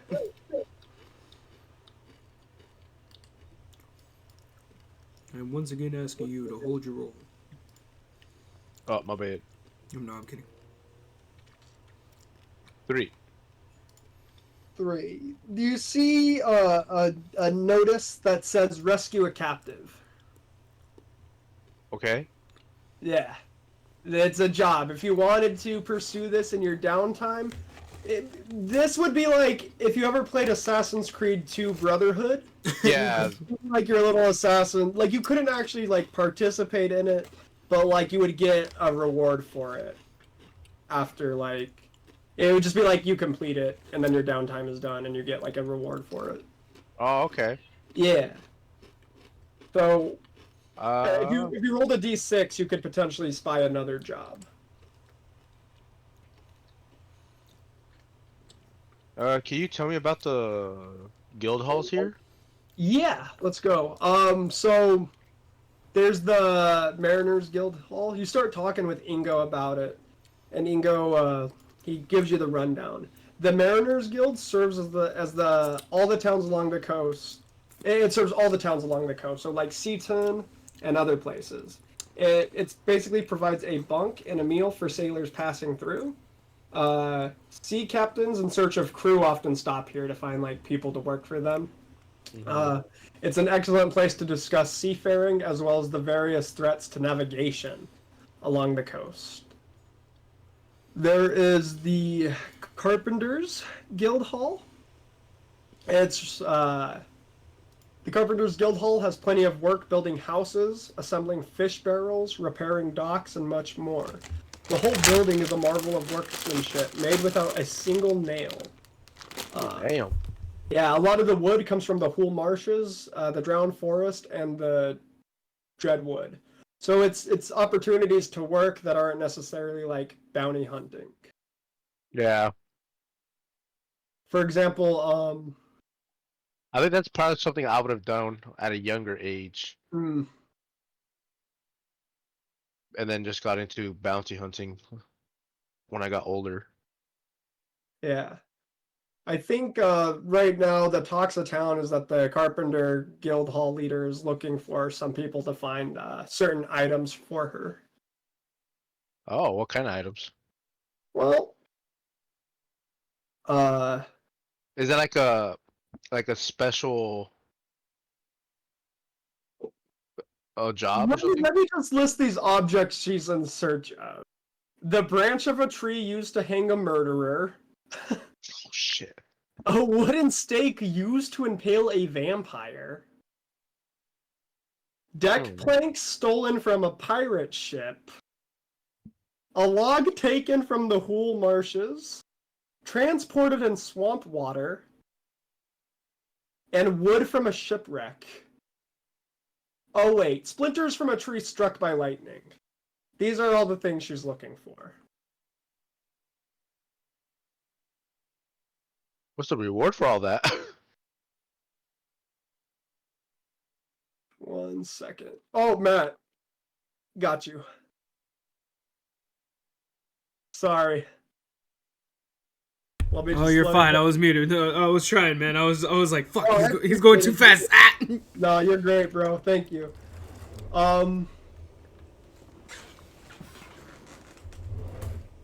It says she pays handsomely, so I guess I'd have to decide. You get all the gold in the register. You get to actually rob me. You get to... Wait. Hold on. Quick question. Alistair, where are you located right now? At the You're still at What the was that bounty called? table? yeah. Can I have a slight, quick interaction with him, Mr. DM? All you guys, if any of you guys ever want to interact together, definitely go I for think it. Gil walks by and sees Alistair looking at the board and says, "Feeble man, are you wishing to do a task? I am. Make sure it's rescuing a kitty. That's probably the best you could do." And I just walk away. Oh, damn. Okay, he's gone. That's all I wanted. That's all I wanted. Damn. All right. I think I'll just do that bounty that I got, and that'll be my, and then complete my downtime. All right. In the distance, Yeah. you hear, "Fool!" It says the notice said rescue a captain, but it's really just a rescue mission in general. There was somebody, like one of the fishers in town. He was drunk as hell, and he told everyone else that he was gonna go to Crabber's Cove and like look for like a relic or some treasure there. But he hasn't come back in a few days. I was just there. Suspicious. You want to make your way there? Yeah. I'm improving all of this, but let's go. So, you make your way over to Crabber's Cove. You step. You don't come from the beach like Matt did. You kind of walk into like these old, rundown houses. It's like an abandoned block in Michigan. Can I take notice of him walking that way and find it suspicious? Yeah, dude. Well, make a perception check. Wait, can I do stealth and he roll for perception? Because I want to follow him without him noticing. Okay, make a stealth check, Matt. Yeah. Bring it on, Christian. Let's do this. Fuck! God damn. You ain't gonna get it, Alright. boy. What are the results? Go ahead, roll yours, bro. Come on. Come on! Let's go! Wait, is that a nat? Whoa, Yeah. We What both the got nat fuck? 20s. We both got nat Whoa, 20s. you guys both got nat 20s? But wait. Yeah. Mine was a nat 20 plus 1 stealth. So. No, isn't nat 20 better though? Nat 20 is better. No, they're both Wait. nat 20s, but I have plus 1 for stealth. Oh shit. Okay, his is better. Just barely. Just I think. barely. Yeah. I don't know, man. That's a good question. How do you do nat 20s on nat? What is this? We've broken the game. Hang on. Oh, my I computer crashed. No. was kidding. And the 2 nat 20s crashed the computer. Black hole appears. So Marsh is gone. There's nothing to save. Crabber's Cove, more like just dead. I gotta roll my real dice, like to save it. Do we roll again, opposing, since we both got No, nat 20s? I can make it a house rule, Matt. I think yours, since you do have a proficiency, beats it. Just like barely. He's just barely hiding under the water, just like. bloop. No, I think like I was walking behind you because I seen you, and we're on land. It was too close to land. But by the time like you were taking notice of me, I probably jump in the water just in time for you not to notice. And like every time I'm peering out of the water, you almost spot me, just like slightly. But like I'm able to just barely get out of your field of view. It's like that. It's like those. Spy versus spy. You know. Yeah. One of the spies is just walking around. He's like, huh. But you're like really on it. Like your senses are Yeah. just like keen. You know when I'm peering or looking, you could feel me like just behind you. So I don't. it's Jump so- hard in White Run. Yeah, I don't feel like I'm full like stealth on him, but I feel like Yeah, I he know. just Like, hasn't I spotted like me. to imagine that fucking he's like marching down, and you stick out. You're blue as fuck. You're like a merman. That's why Like, I'm in the you're water just, like, you're like behind ferns and shit. Like fucking as best as I can to hide. ridiculous. Yeah, he's just dead set on getting to Crabber's Cove. I jumped in a barrel. It is darker. Now. Yeah, it's a little bit darker than it was when Matt was venturing like a few days ago. You want to just march right in there? Sure. Oh wait, can I do it first? I actually did. I already did a perception check. You can do You investigation. can make one again, or an investigation, or survival. Survival would be like to see if anything like bushes are out of place, or This like, monk yeah. survival. is the terrain Yeah, weird? let's do that. Let's see if I. Well. This monk won't survive. Oh. Give that stupid laugh. You want to make an investigation check? Yeah, see if I can see any clues about the. A missing person. Yeah. Oh Damn it. 2. shit! Hold on, I didn't see the roll. Do it again. No, I'm just kidding. You don't see anything out of the ordinary. Right Yeah. You have a Alright, minus 1. Alright, I'll walk in. I walk towards it. You start walking, and you hear kind of like a thump, but you're not able to determine what way it's coming from. Okay. North, east, south, or west? Which way do you want to go? Let's look at the map. It's at the top, the way top end. No, yeah, I'll see which way to go. 24. Let's go west. When you go west, you hear the thump, but it's just a little bit farther away. East? It's a little bit louder. Keep going. It's a little bit louder.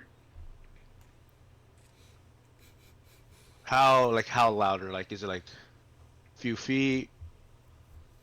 Or should I roll for perception? Make a survival check. Okay. Yeah.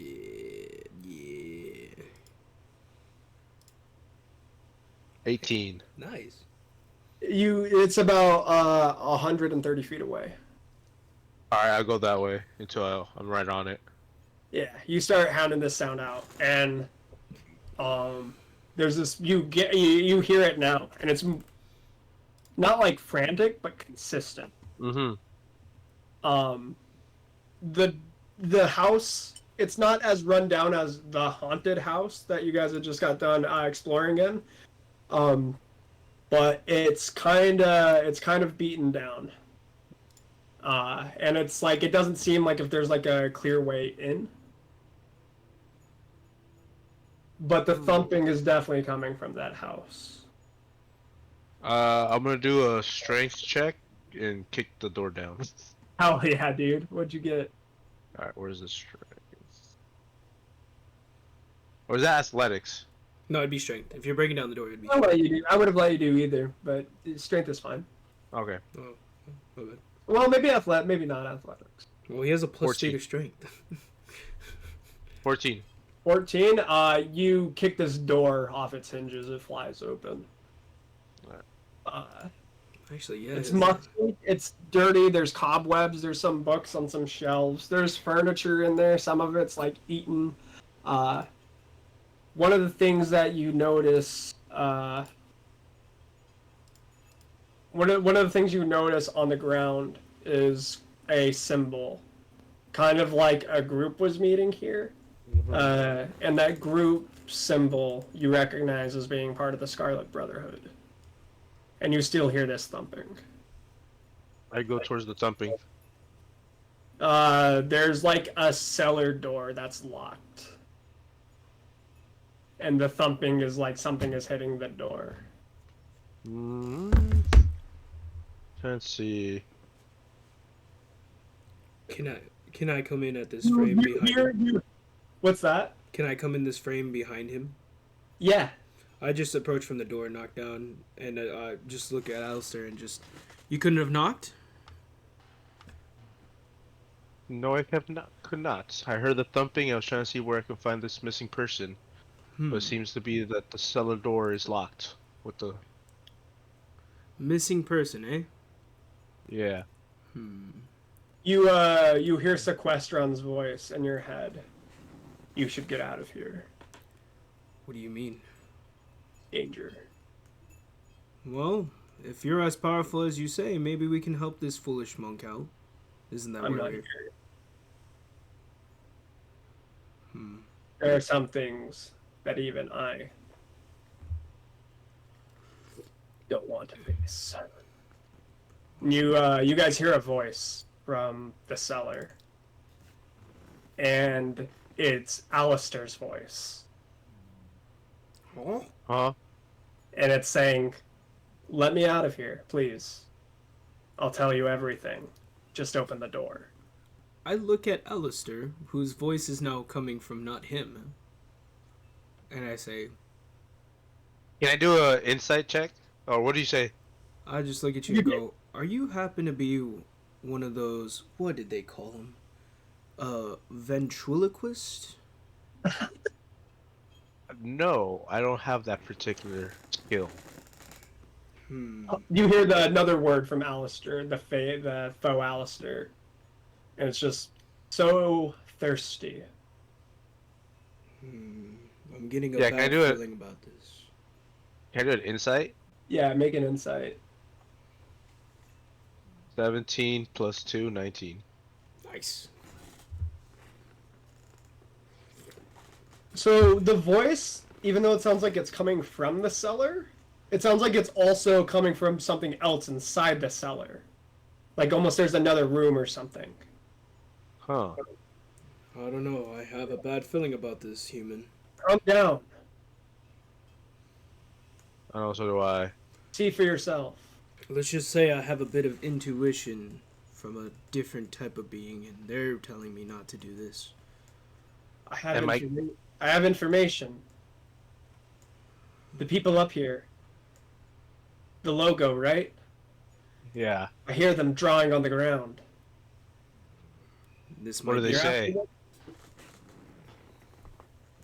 Let me out and I'll tell you. Don't do it, foolish human. This may be bigger than both of us. Maybe we should get the other party members. Can I roll persuasion I think I'm. Sure. to see if I can? You can try. You promise not to hurt me. Fuck. 2. Can I roll persuasion on Alistair so that we can get the fuck out of here? 14. Do you guys want to open the cellar? I'm beckoning him not to. I'm also kind of like not like pulling him, but faster and a little bit louder, and saying, "Let me out, Come on, please." fish. You No. you don't have any spells that can help us out with this? I probably do. But it seems spells would probably be the little damage dealing here. Something very much is telling me not to. You guys have. Well, you guys have more than 3 options. It's D&D, but you guys could open the cellar. You guys could fuck off.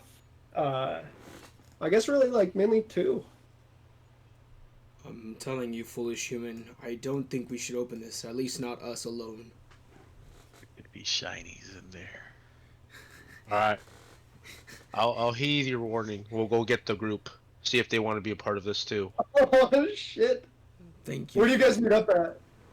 I think we have to I meet think- each individual because I think Tadashi's fucking around with the other Goliath and well, it is a different day, yeah. so I don't know what they would be doing. Well, I think it's the night before the arrival of the sea ghosts. Oh, so it's the night before? Yeah, the ship. I think while we're walking, I look at Alistair and I say, "Hey, Alistair, how about you go find Tadashi and maybe with his friend, and I'll go to Laxus's shop. I did want to check it out. We can regroup over here, try and get them to come with us. How's that sound?" All right, sounds like a plan. Okay, we'll meet back here in maybe 5-10 minutes. However long, yeah. All right. However long it Okay. takes. You guys were able to find everyone. Everyone's able to gather. What? Go on. I was gonna say I want to hear what the engagement would be between Alistair and Tadashi, All right. and also where is Tadashi? Tadashi Tadashi. is with Slate. They're at the. I think right now they're playing horseshoes at Gellen's. What do you want to be doing, Tadashi? What are you doing right now? The Gellens? Where are the houses? Yeah, where is that? Gellen's mansion. It's number 16, the Prime Water Mansion. Oh, okay, I see. Grab me. Tadashi! Is he Is he not here? Charles? Charles? Charles. Okay. Yeah. Don't fall We're asleep. calling you. That's okay.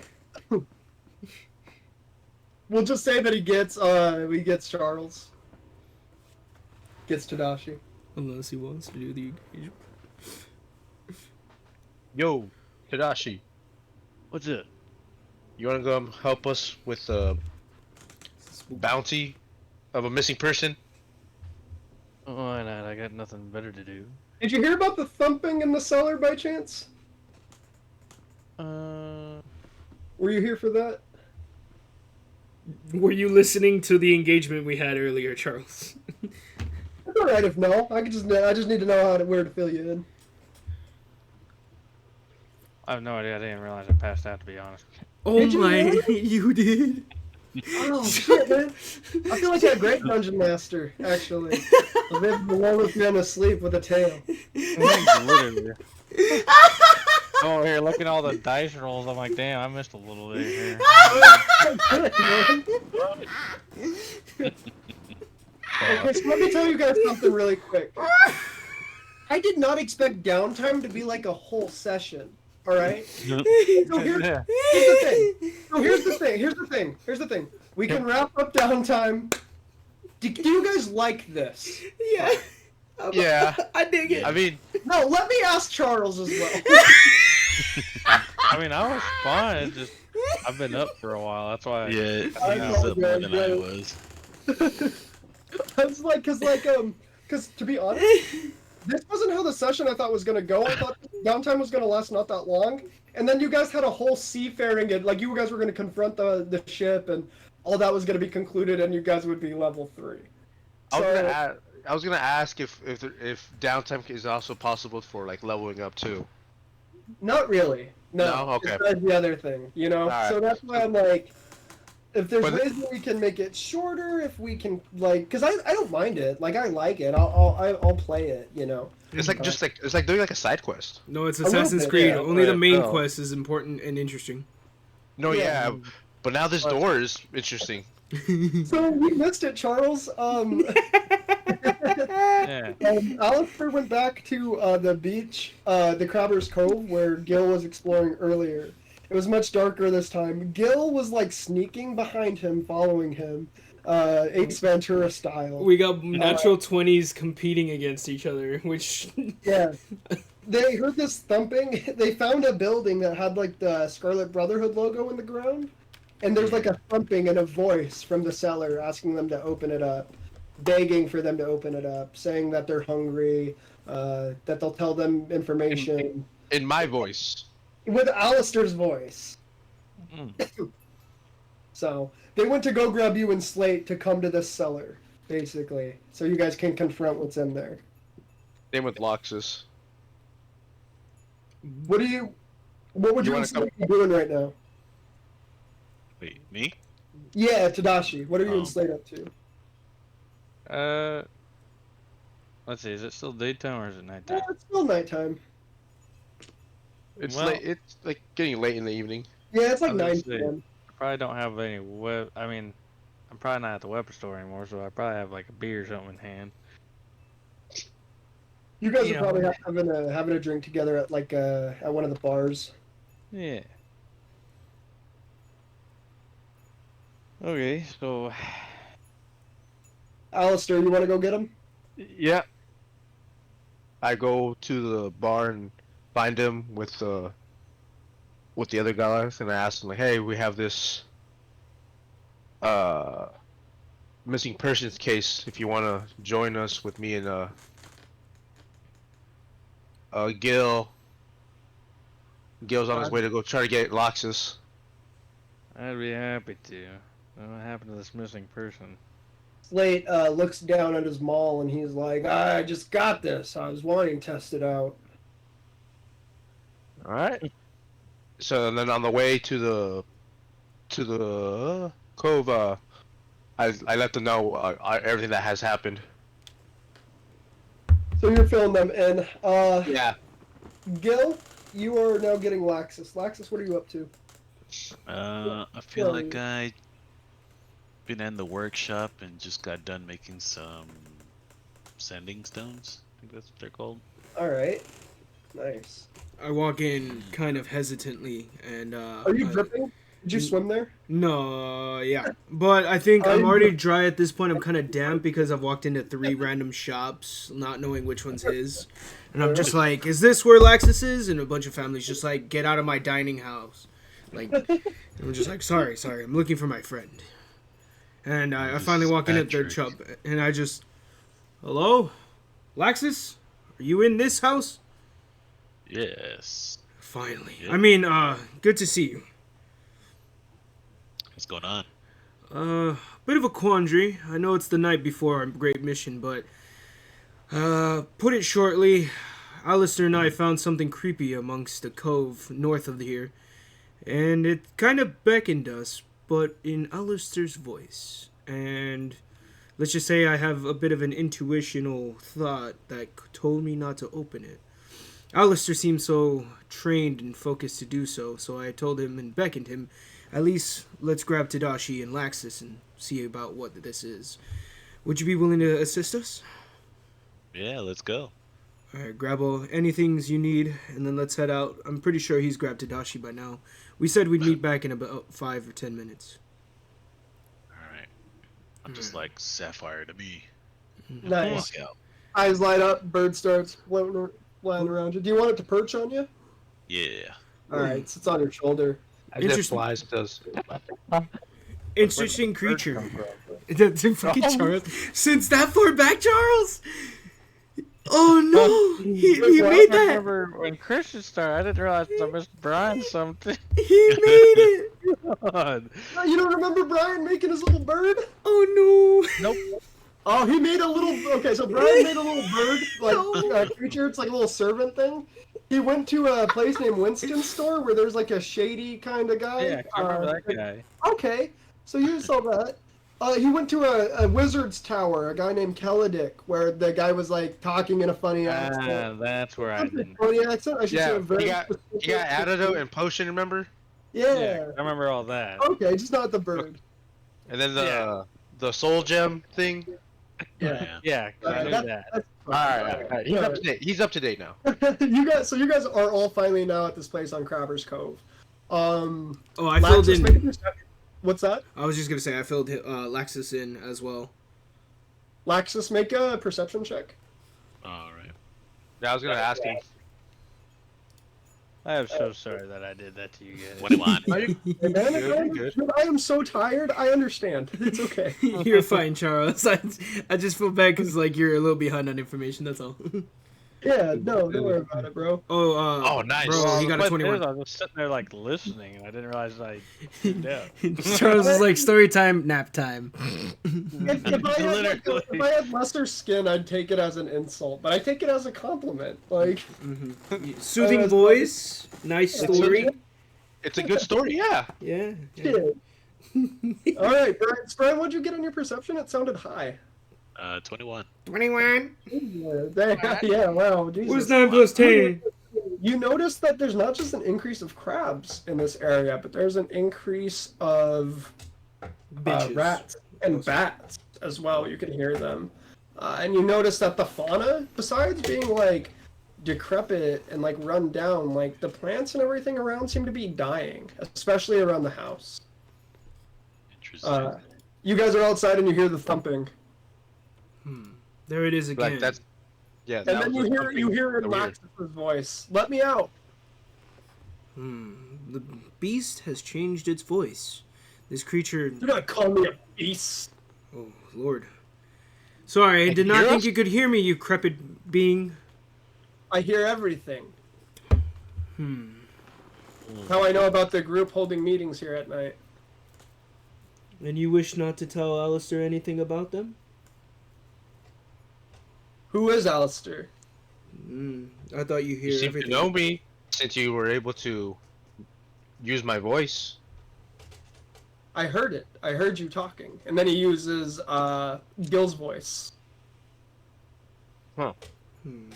Do not impersonate me, defiled creature. And this is where I turn to the other two, to everybody else. I'm like, this is what we're dealing with. Maul picks his hammer out. Well, let's bust it open. Hold Damn. up there. Let's see if this is the best option between us before we go and rashly let whatever this defiling creature is. All right. I'm standing here. You open the door. I smack it on the head. I look at Tadashi. I like this guy. Hey, you tell me. I just went weapon shopping with him. He's too excited for this thing. I mean, should we like lay out to how we should open it? Should we get like try to capture him, try to see what he is? You hear the voice in Gil's voice. I don't want to harm you if you let me go. But we don't even On the know right. what it is. Should we believe him? Have a whip. I might be able to wrap him. So then who Well- wants to bust it open, and then do you want to whip him afterwards to hold him down? I'll go first, says Well- Slate. Like I said, I have the thieves' tools. I can pick the lock, or we can break the lock and just open the door. I think I'll stand you in the mean- back. Fuck it, I'll break the door. All right. Make a strength check. Alright. I'm ready with Eldritch Blast just in case. I'm already rearing up my hand. Ooh, nice. Not bad. 16. Yeah. 16 Like a strength. stone red. Wait, what? What'd you get? 16. 16? Yep. All right. How do you break the door open? How do you break the cellar door? I just lowered my shoulder as if I was getting ready for football season for no reason. Jesus. And I think it went opens full- outwards. Oh, hours? Yeah. Uh, No, doesn't no. matter. I think it's like a. I can say it's like a basement. Well, at this point, it doesn't really matter because it's opening anyway. Just powering through If it. the door didn't work, You it was must tell actually her- You bust the cellar door open and you notice this kind of like a ladder kind of leading down. Nothing comes out. The room is actually dark. You hear the voice again. He's like, "I'm trapped. Please open the door." Yo, you fish. Do your there's any magic going on. I want an Arcana check. Make an Arcana check, Matt. What'd you get? 17 plus 3, 20. Damn, we're getting some good ass. There's like Hot some dice. sort of warding magic somewhere in the room, but it's hard to tell where because it's kind of dark. But I have dark vision. You do have dark vision. You can see something that the other people who have, anyone who has dark vision can see in the middle of the room is a coffin. Oh god. Oh shit! And you Oh hear shit! something Wait a minute, coming wait a from the minute. coffin. Wait a minute. You two Let me don't out. have dark vision. Let me out. I won't hurt you. Let me out. I'm not saying anything. Boys, there seems to be a coffin in the middle. It seems to be warding whatever's going on here. Can I take out one of my torches again? Yeah, go for it. Alright, I take out one of my torches and light up the room. You light up the room, and then you guys can all see a little bit more. There's this coffin kind of in the middle of a room. There's a radiant blue glow, like around the opening of it, from where it would snap open. In the middle of the room is a lady, kind of like skeletal at this point. Well, all skeletal. She's been there for a minute. In priest's robes of some kind, with a mace in her hand and a book by her side. She lies dead. Oh shit. Can I do an investigation on the lady? Or like, just... Make Do roll for, investigation on the book. roll for what on the book? Investigate the book. Okay. What'd you get for investigation? He has a roll. Who are you asking? Brian. Oh, We'll go okay. with Brian first. No, plus 5. 22. Jesus Christ. Holy sh... Plus 5. The book you recognize, it's like it's the Bible basically for a religious organization called the Priests of Saint Cuthbert. They're like they hate like undead and things of that nature, like ghouls, zombies, vampires, etc. What did you get in your investigation check? 8. Boy, you. Uh, God damn it. You were able to determine that this lady was killed by a supernatural entity. Wow. Convenient. Well, she didn't die of natural causes, so... Please Looks let like me she out of did. this coffin. Please. Only a person from outside can remove the ward. Why What was did it you put do in the to first old lady? place? I'm a vampire. My name is Zolsek. I killed a lot of people, and she was sent here to destroy me, I think. But I managed to win, but not without her tricking me and sealing me away in this coffin. Over time, the world's forgotten about me, but recently, a few months back, I started hearing murmurs and things and chalk and drawings coming up from above me. A group known as the Scarlet Order, Scarlet Brotherhood, let me go and I'll tell you what I know. I just long to be free of this place. I have one question. Yeah, go ahead. Are you or are they the reasons for the missing people coming around this area? I have not been able to leave this tomb in over 74, 50, maybe 100 years even. I'm so hungry though. Please let me out. If you killed so many people, what makes you think that you're not gonna kill us? Trust? Trust? You're a vampire that's been stuck here for over 100 years. We're gonna need more than just trust. I was gonna say these axes are ready when they decided. I mean, if you guys are ready, we Make can it open What do you it. want to know about the Scarlet Brotherhood? And I'll try my best to answer. But I must admit, you might find my answers unsatisfactory. Alistair, I feel like this is your domain. I know. Don't fail us now. I know Like, why are they meeting up? they're looking for a man named Scarin. Garen, isn't that the That's- butler? That is the guy. That is Anders Butler. Who is with Tadashi, right?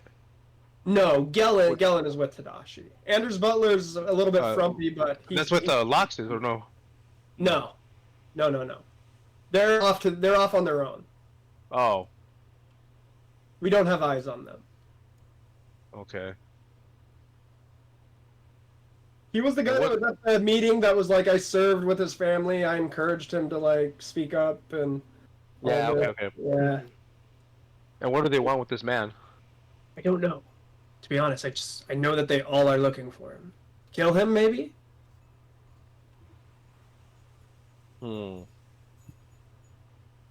All their motives are so high, and something about restoring the empire to glory.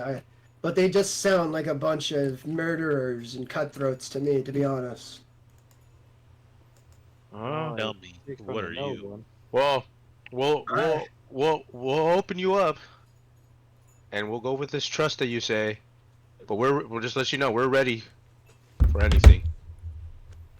You don't even stand a chance. You guys open the coffin. I'm not And- gonna open it. I'm gonna let Alistair open that motherfucker. Oh yeah, Alistair, you want to open Uh, the coffin? Yeah, I'll Or open whoever- it. Or whoever wants to open it. Tadashi roll When you, strength. when you touch the I hinges, didn't roll. I hit the wrong button.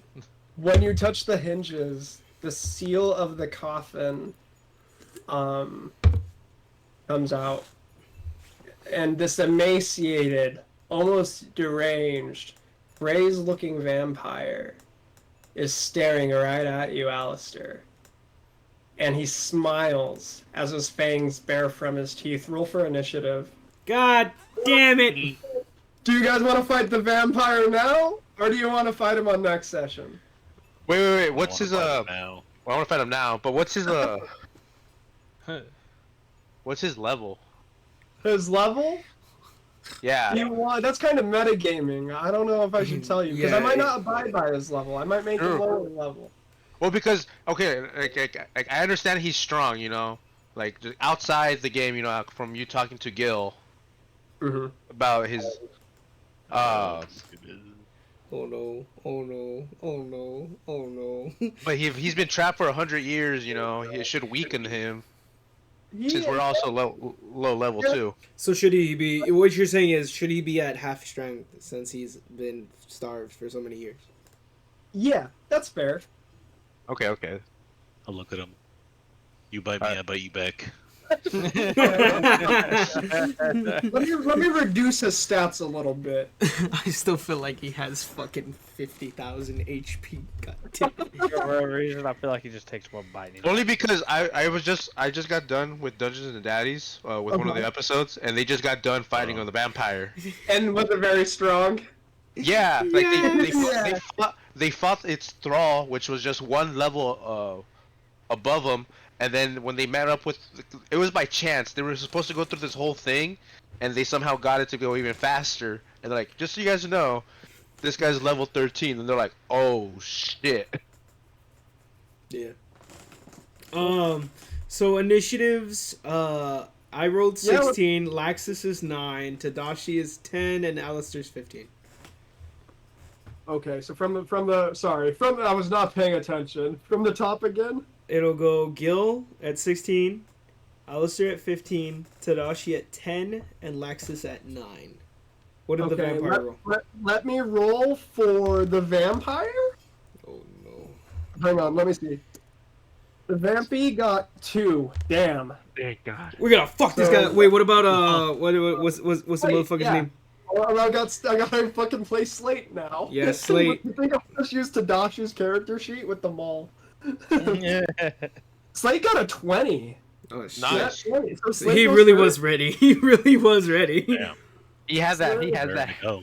He knows that Banger's jam. He's got a fucking. He came out But sweet. I've been hyping him up Yeah, for so it's long, you know. He wants Alright, to use Slate. that weapon. Yeah, dude, he's got it. He's okay. Laxus and the vamp is last. That's fucking sad. You guys are gonna murk this guy. Who better? Let me look at Tadashi's character sheet. I'm gonna be so fucking upset. All right. I don't have a map for this, but we can. Your guys are all within hitting range of this guy. Yeah, we're in Yeah. the thing. So We are all reared and ready to go. Yep. I have my torch. We have it's lit up. It's everything. There's nothing. All we're missing is just boss music. All right.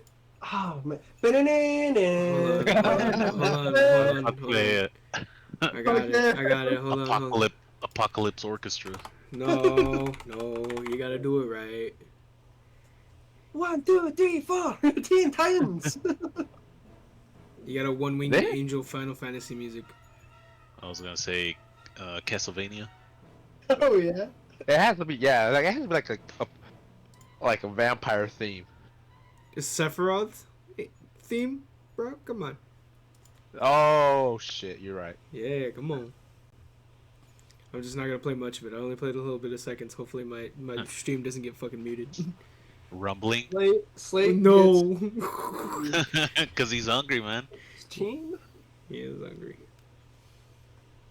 Just a hungry little guy. He's just a They hungry little they guy. got a 16. He rears up his maul. He does 3. He does 7 damage to the vampire. Kind of swings it laterally like John Bernthal in The Punisher when he's fucking breaking the walls down. God. Cracks the vamp right in the ribs, man. 7 damage. Nice.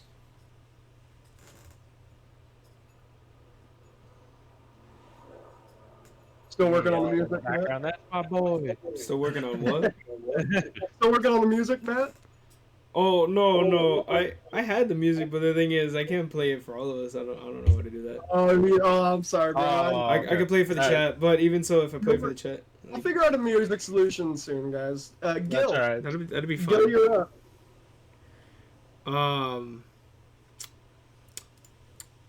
Kill. I mean, obviously. But now that he's winced from being whacked, I'm gonna one-liner him and just be like, "What happened to trust?" And then I'm gonna point at him with my hand and cast Eldritch Blast.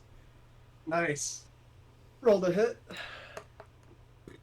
Oh, I was gonna hit 16. It hit 11. What's his Oh, it hit 11? Yeah. You miss, unfortunately, my friend. Well, I still tell him what happened to trust and miss my shot. He's ravenous. He can't even say normal words. Just He just Yeah. hisses at me with fangs out. Just yeah. All right, I go for a swing on my short sword. All right. 11 plus 5, 16. Can I say something to Alistair? Yeah. Go for it. When you reach for your sword and go to hit him, before that I go, "You better hit him, cause you're the first one I'm using as a meat shield." Wait, you got a bonus to your hit? Who? Yeah. Sick. And you got a 16, right? Okay, you connect. How much damage you do? Roll for Piercing 5 plus 3, 8. Yep, 16 right off the bat, or 15 right Nice. off the bat. Cool. So you slash your sword kind of across his other side, like opposite of Maul, or opposite of Slate. And you deal 7 damage to him. He shrieks like a banshee when he gets cut. No. Can I do a? Oh no, I can't do a bonus action, huh? Yeah, you can do a bonus action. Then fuck, I'm gonna use my first key. And use Fury Blows. Sure it Or does. that's- You didn't use an unarmed attack though. You attacked him with your sword. You can only use flurry of blows after making an unarmed attack, I believe. I could be wrong. After you take an attack action on your turn, you can spend 1 key point to make 2 unarmed strikes as a bonus action. Yeah. I'm actually full of shit and a fucking liar. No, it just says take the attack action, but it says to make 2 unarmed strikes as a bonus action. Oh, okay. So I think he has to. Yeah, it unarm would 2 have to flurry. have been an unarmed strike. My apologies Okay. for that roller coaster. Yeah, because it has its own bonus action. You can right use your there. bonus to attack him with your short sword without proficiency. Alright. I'll roll for that. Or unarmed strike him. Maybe you karate kick the fuck out of him or something. Yeah. 16. Yeah, you hit him. Wait, that gets Alright. proficiency. Your damage doesn't get proficiency. Oh, my bad, so 21. So, okay, then roll 5. All right, you get him for 5 damage. Do you hit him unarmed or with an attack? With the sword again. Okay. So 20 Well, damage. you kind of like make a counter slash back the way you came and get him for another 5. No. Tadashi, it's your turn. Come on, Eh. Tadashi, you got this. Oh lord. So of course my dual wield axes. So I'm gonna go ahead and roll for the first one. That would be a 10. And the second one, 11. To hit. Just the one or both? Roll to hit. So on your first hit, you got an 11. No, he got 10 and then an 11. Oh, yeah, both those miss, unfortunately, Tadashi. Alright, so if I recall, with my new upgrade, I can go again, right? You can use your action surge. Well, here's the thing. Yeah, since you haven't used your bonus action yet, instead of doing like a bonus attack, you can instead use your action surge to make an attack with proficiency. Okay, so let's see. Where is proficiency? Oh, right there. Proficiency bonus. So I click that? Or No, do I- you're attacking. like you're making a normal attack. Do I do both axes again, I take it? No, just for one of them. Okay. Oh yeah, because we talked about this. It's like 3 attacks. Yeah. Okay. There you go, 22. 22, you hit him. Which, rolling for damage. A whopping 8. Damn. Right, so he takes another 8 damage. He shrieks in pain. He starts speaking in Slate's voice. I'm gonna kill all of you. That definitely is a sight to want to not see there, sir. Laxus, your turn. We gotta kill him. The Yeah. thing is, we don't know how much health he has. Even I know. at half. He's already been screaming. So I'm kill gonna him. cast Grease. Grease. Grease lightning? Do you have to roll anything for that? I don't think so. Okay. What's Grease do? The fuck is grease? Grease? The fuck is juice? Is that a spell? Yeah, right there. Artificer. Coming out of nowhere. Slick grease covers the ground in a 10-foot square, centered on a point within range, and turns into difficult terrain for the duration. When the grease appears, each creature standing in its area must succeed on a dexterity saving or fall prone. Okay. So I'm gonna make a dexterity saving throw for the vampire. The dex Watch save it. is 13. They have to beat it. I feel like everyone What do who's they have attacked to- them what do they have to be? a dex 13. The vampire slips and falls prone. in the I feel grease. like everyone Yes. has to do it. Tadashi, Alistair, and Slate because they all Yeah, hit him. well, let's all roll for the grease, guys. Everyone Saving roll a throw, d20. right? But wait, it's only Yeah. it's only a 10-foot square, so I feel like Yeah, it's I was anyone gonna who's say, hit it's him. a 10-foot square. I was gonna say on. But the place it's a- where like I he's said, it's a- standing and also behind him. Yeah. Well, I was only gonna name a few people. Matt said everyone, but I can only make it a few people. well, it's I feel like anyone who's hit I know- him so far, I know for sure me, since I was the one that opened it, I'm right next to it. and Slate too because he's hit him, and so has Yeah, Tadashi. you guys have all hit him though. Is the thing. Yeah. Yeah, but I So cast let's do- Eldritch from a distance. That's 300 Okay. feet. I'm back. Everyone gets fucked over except for you. That's what you're saying. No, No, I think and let's do- Laxus. Let's just do me and Slade. Oh, okay. Yeah, because I can hit from 20 feet, apparently. So I'll Oh, roll. I actually lied. The vampire did pass his saving throw. Oh, He gets yeah. he gets a +9 dexterity saving throw bonus. Holy shit. Damn. What? Yeah. Hmm. Well, a normal vampire is level 13. Talking Yeah. about that anyway, Christian. Yeah, Thanks, Christian. I was right. Hey man, that's why I was listening to Dungeons and Daddies. Thanks, Christian. No.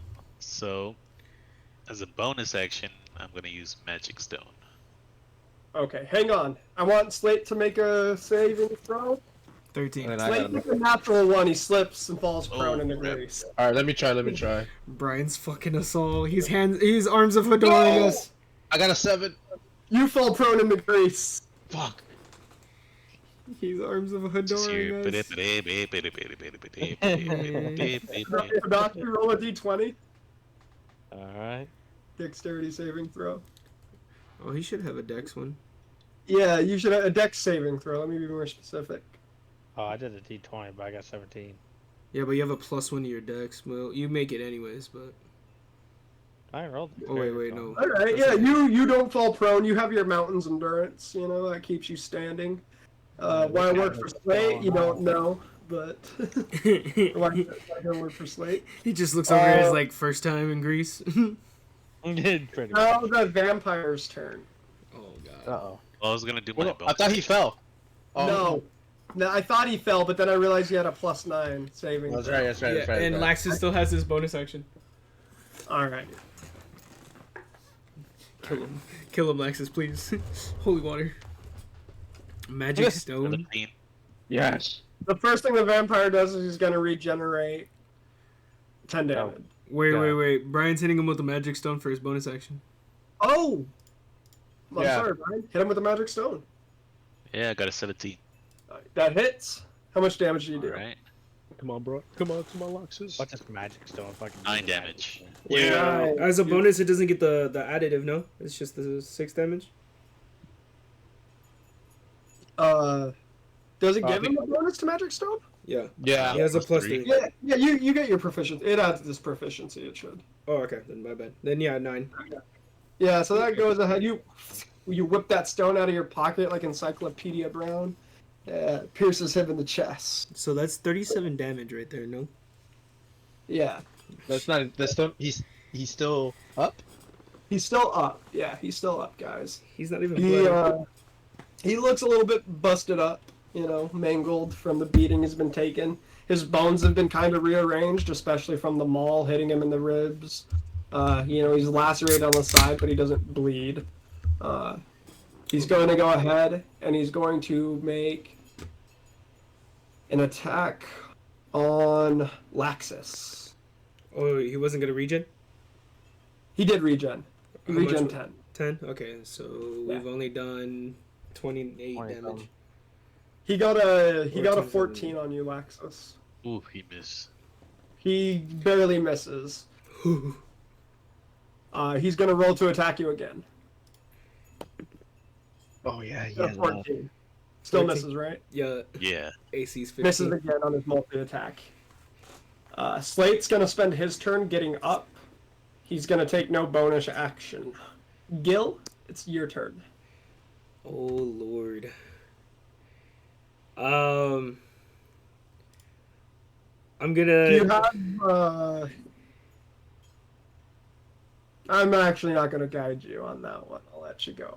I'll let you cook. I'm just gonna look at him. Hold on, wait. I think it's this one. We'll be doing like fireballs. No, I'm wondering if I could do Dissonant Whispers. On a vampire. What do you have to do? Yeah, I was like... They're kind of psychic maestros, Matt.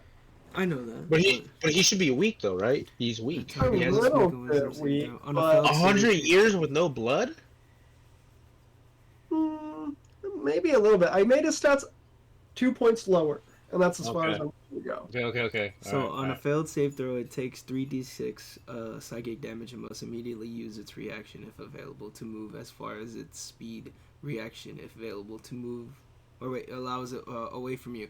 The creature does not move into obvious dangerous ground, such as a fire or pit. On a successful save, the target takes half as much damage and doesn't have to move away. A deafened creature automatically succeeds on the save. Jesus Christ.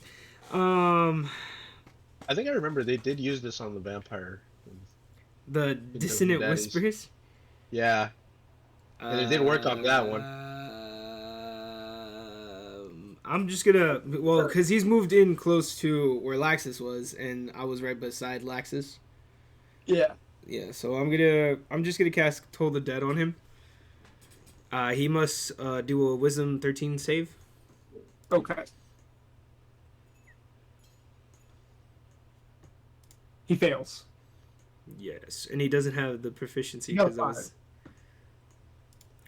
What was it? Hold on, Grease was dexterity, right? Yeah, okay. So he doesn't have the proficiency there. Woo! Alright, so now with his fail for Toll of the Dead, target must succeed. If the target is missing any hit points, it instead takes 1d12 of necrotic damage. Okay. I give it a one-liner. I look at him while I make him hear the dead and say, hear those who have fallen by your teeth. He screams. And I roll the d12. I get 5 damage on him. All right. Alistair, you have to spend your action standing up this turn, but you have your bonus action.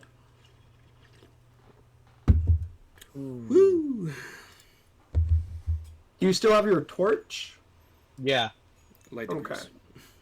Yeah, you could. But it is a dangerous move. Yeah, 'cause I'm in it. I'm in it too.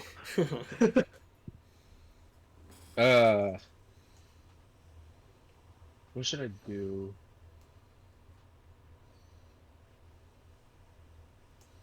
Can I prepare for can I use the patient defense? What is patient defense? Starting a second level, your training allows you is the key. You can spend 1 key point to take the dodge action as a bonus action on your turn. Yeah, definitely. Alright, I'll do that. Isn't that a bonus action? Yeah, that's the thing. Yeah, I only have my bonus action. Oh, yeah, yeah. I spent my action. All right. So you're dodging. Tadashi, it's your turn. Alright. Oh, I'm gonna roll my first axe, of course, again. Do it. And that was gay, so. Oh, no. And. First axe for mixes. 18 on the second one. Nice. And for the third one.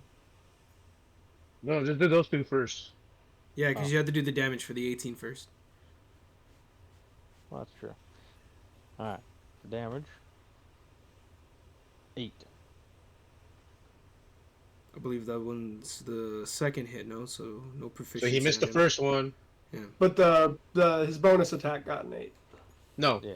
Well, it's a 6 It's on the a d6 plus 2. Yeah, so. Yeah, my bad. It'd be a 6. So yeah, Okay. he does 6, Yeah. and then his third hand axe did 16 to hit. No, so wasn't the because he has 2 hits, right? Yeah, I but- know. Only once. He can only get an action surge back after a short rest. Oh, so you're only able to do that once. Yes. Okay, so I only hit for 8 then. Okay. Alright. Sorry. Yeah. No, it's all good. We're all learning. Yeah, he's got a little bit more. So, Laxus, it's your turn. Bite him. I'm gonna save that in case he fucking gives me a mollywop. What happens if he bites the vampire and drinks his blood? If somebody gets bit by a vampire, the target dies. It reduces their hit point maximum to 0. A humanoid slain in this way and then buried in the ground rises the following night as a vampire spawn under the vampire's control. Jesus You Christ. will die. You No, will no, become no. What happens if Laxus bites the vampire and drinks his blood? he becomes a lizard. No, I don't know. Get another lizard servant. vampire. Get another servant, Brian. Bite him. All right, Laxus. What do I want to do? Yeah, you want to kill him.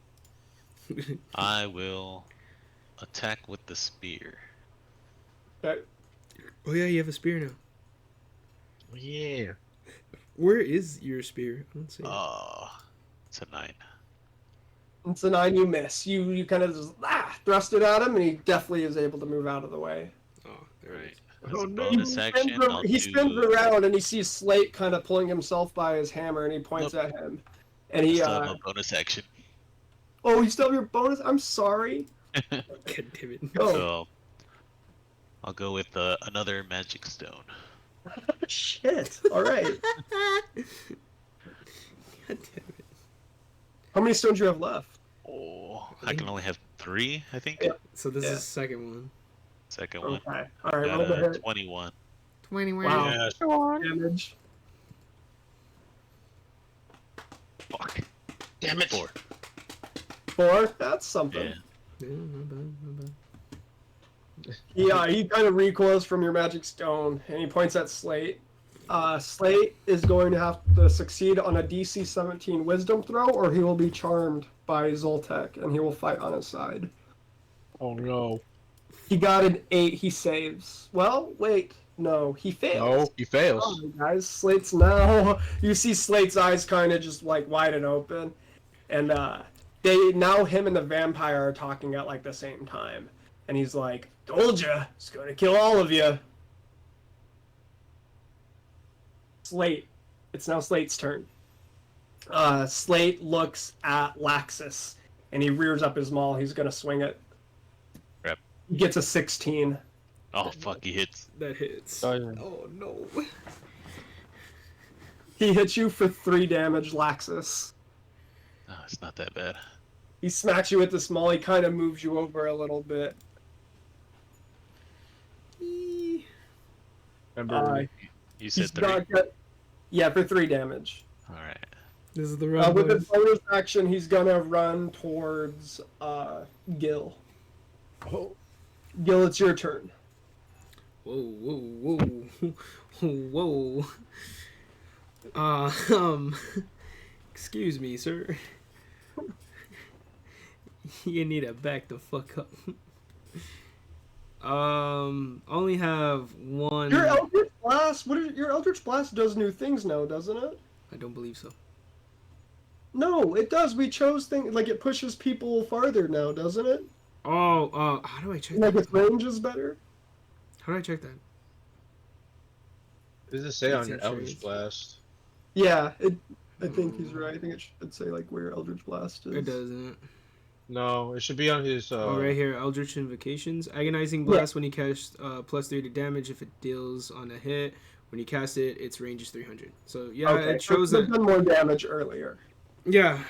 It already shows, like, oh, it does show the +3 to damage and then the Okay. 300 feet, yeah. Cool. So, it shows there. But, I mean. Alright, you got Slate running at you, maul in hand.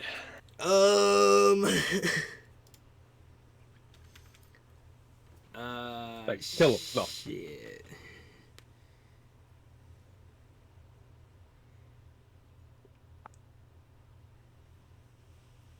You don't have any like. Fuck, just do it on. Knock him out. No, but I see him running at me, and if I cast my spell, that's all I have for it until I get short rest, right? Right, I can only cast one spell. Oh, you're fine, babe.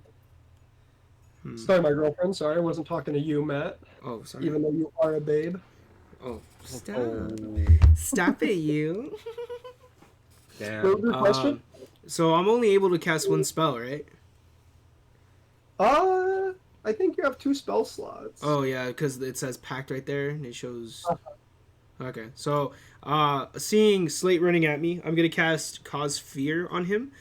You awaken the sense of mortality in one creature you can see within range. A construct of or an undead is immune to this effect. The target must succeed on a wisdom saving throw or become frightened of you until the spell ends. The frightened target can repeat the saving throw at the end of each turn, each of its turns, ending the effect on itself on a success. So I'm going to cast that on him. He must get a wisdom 13. He got a 14. I'm using Tadashi's character sheet. He has a +3 wisdom modifier. He got a 17. God damn it. I'll never show fear. Not again. You did Well, fall go- on grease, though. Goliath. I I did would it. say Loxus is a different type of Goliath. That's why. No, he did. He fell on grease. He had to take his turn getting up. Who? Or no, yeah, I think it's Slate? yeah. Slate fell on the grease. Tadashi didn't fall. Yeah. Gil, what do you want to do as a bonus action? I have 2 weapon fighting, so I think failing to try and cause fear to him, I then swing my sickle over to what's the vampire's name again? Zoltec. Wait, what is it? Zoltec. I- Zoltec. I swing my sickle at Zoltek to try and hit him with my sickle as a bonus action, and I got 18 plus 2, 20. Not a nut, but you do hit. What'd you get for damage? 2. Not enough. Not a lot. I was gonna say not enough, but I thought that was mean. No, you're fine. He's So fail the cast, or I do the cast, fail to have an effect, but I do sickle damage. Yes. Tadashi, it's now your turn. Who do you want to attack? Use your whip to restrain your boy. And who do you want to attack? It's a little bit more complicated. You can attack Slate if you want, or you can focus on taking the vampire down. I want to focus on the vampire. Yes, This boy's running at me. you'll be fine. God damn it. First axe is a 19, Nice, that's a hit. and the second one got an 8, so it probably didn't hit. Okay, so the first one hits, but the second one doesn't. Alright, so rolling for damage. Yeah, just damage with proficiency. 3. 3? Yeah. Alright, you're able to bring your axe down and kind of land another cut to the vampire. He's kind of now just like, he's cut up very badly. These slashes cover his body. Wait, how much damage have we done to him now? What's that? How much damage have we done to him now? Let me look at my, can I show a history for my calculator? I don't know, but I know that when Tadashi did the 8 damage, he was at 37, and then he healed for 27. Who, the Wait, vampire? I believe so. Yeah. Heal for 10. Did I say those numbers? I said he healed for 10. I don't know if I said any specific numbers, like he was at 37 or anything. Like Yeah, that. we were just but- guessing. Yeah, I'm doing the increment of numbers with how much. Would you like me to tell you how much? Sometimes this gets the players. As you are fighting Zoltek. Currently, he has 24 HP. He's able to regen up to 25 HP around. Jesus Christ. And yeah, so he is low, but he is still a threat, and he's still very dangerous. Definitely with Slate involved as well.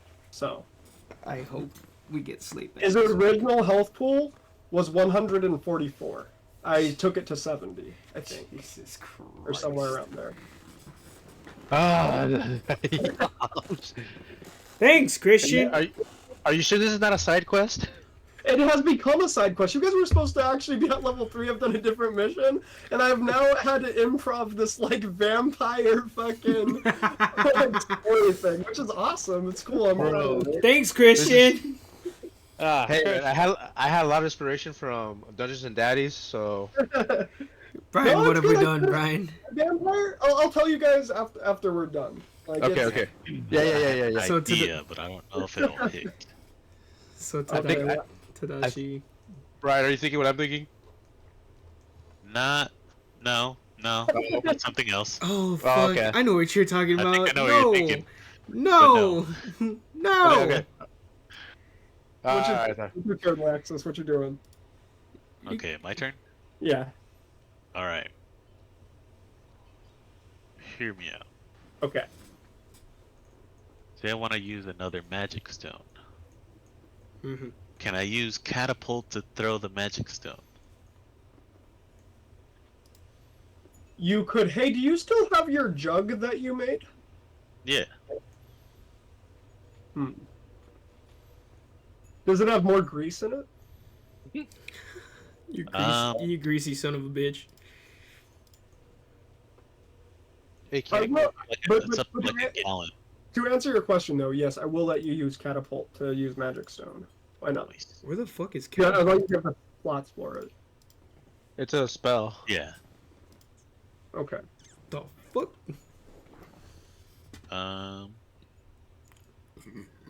Excuse me. But I don't think I can produce grease.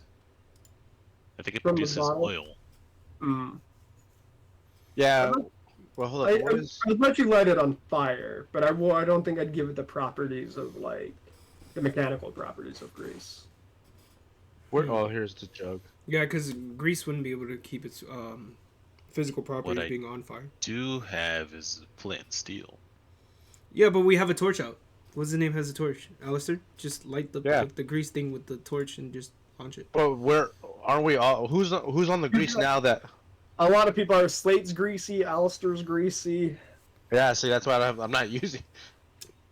So if we take out, Well, If you pick out, vampire. if you pick out Zoltek, Slate will be free. Yeah. oh, okay. wait. Shouldn't Slate be out of the grease because he ran towards me, who was standing next to Laxus, and He's we still were out of the on grease? him, but he is out of it. Oh, okay. And I Am believe I out of it? I'm gonna Oh, focus so on only- vampire. You are Yeah. out of it, but it is on you. All right. So do I cast catapult first? Will catapult just give your magic stone like a bonus, like to damage? What does it say? Choose one Choose object. one weighing- object, weighs 1 to 5 pounds within the range. As it being worn or carried, the object flies in a straight line, 90 feet, direction you choose before falling on the ground. Stopping early if the impacts against a solid surface. If the object would strike a creature, that creature must You make want- a dexterity saving You throw. want to use catapult on the holy book?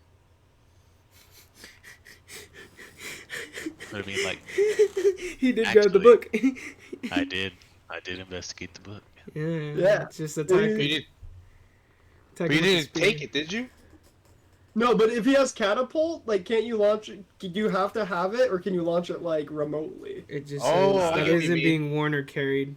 It just says it Like can't be your worn. bird, your homunculus bird. No, no, no. can, like, throw it. No, it says right here. Oh, yeah? Within range. Oh within range. shit!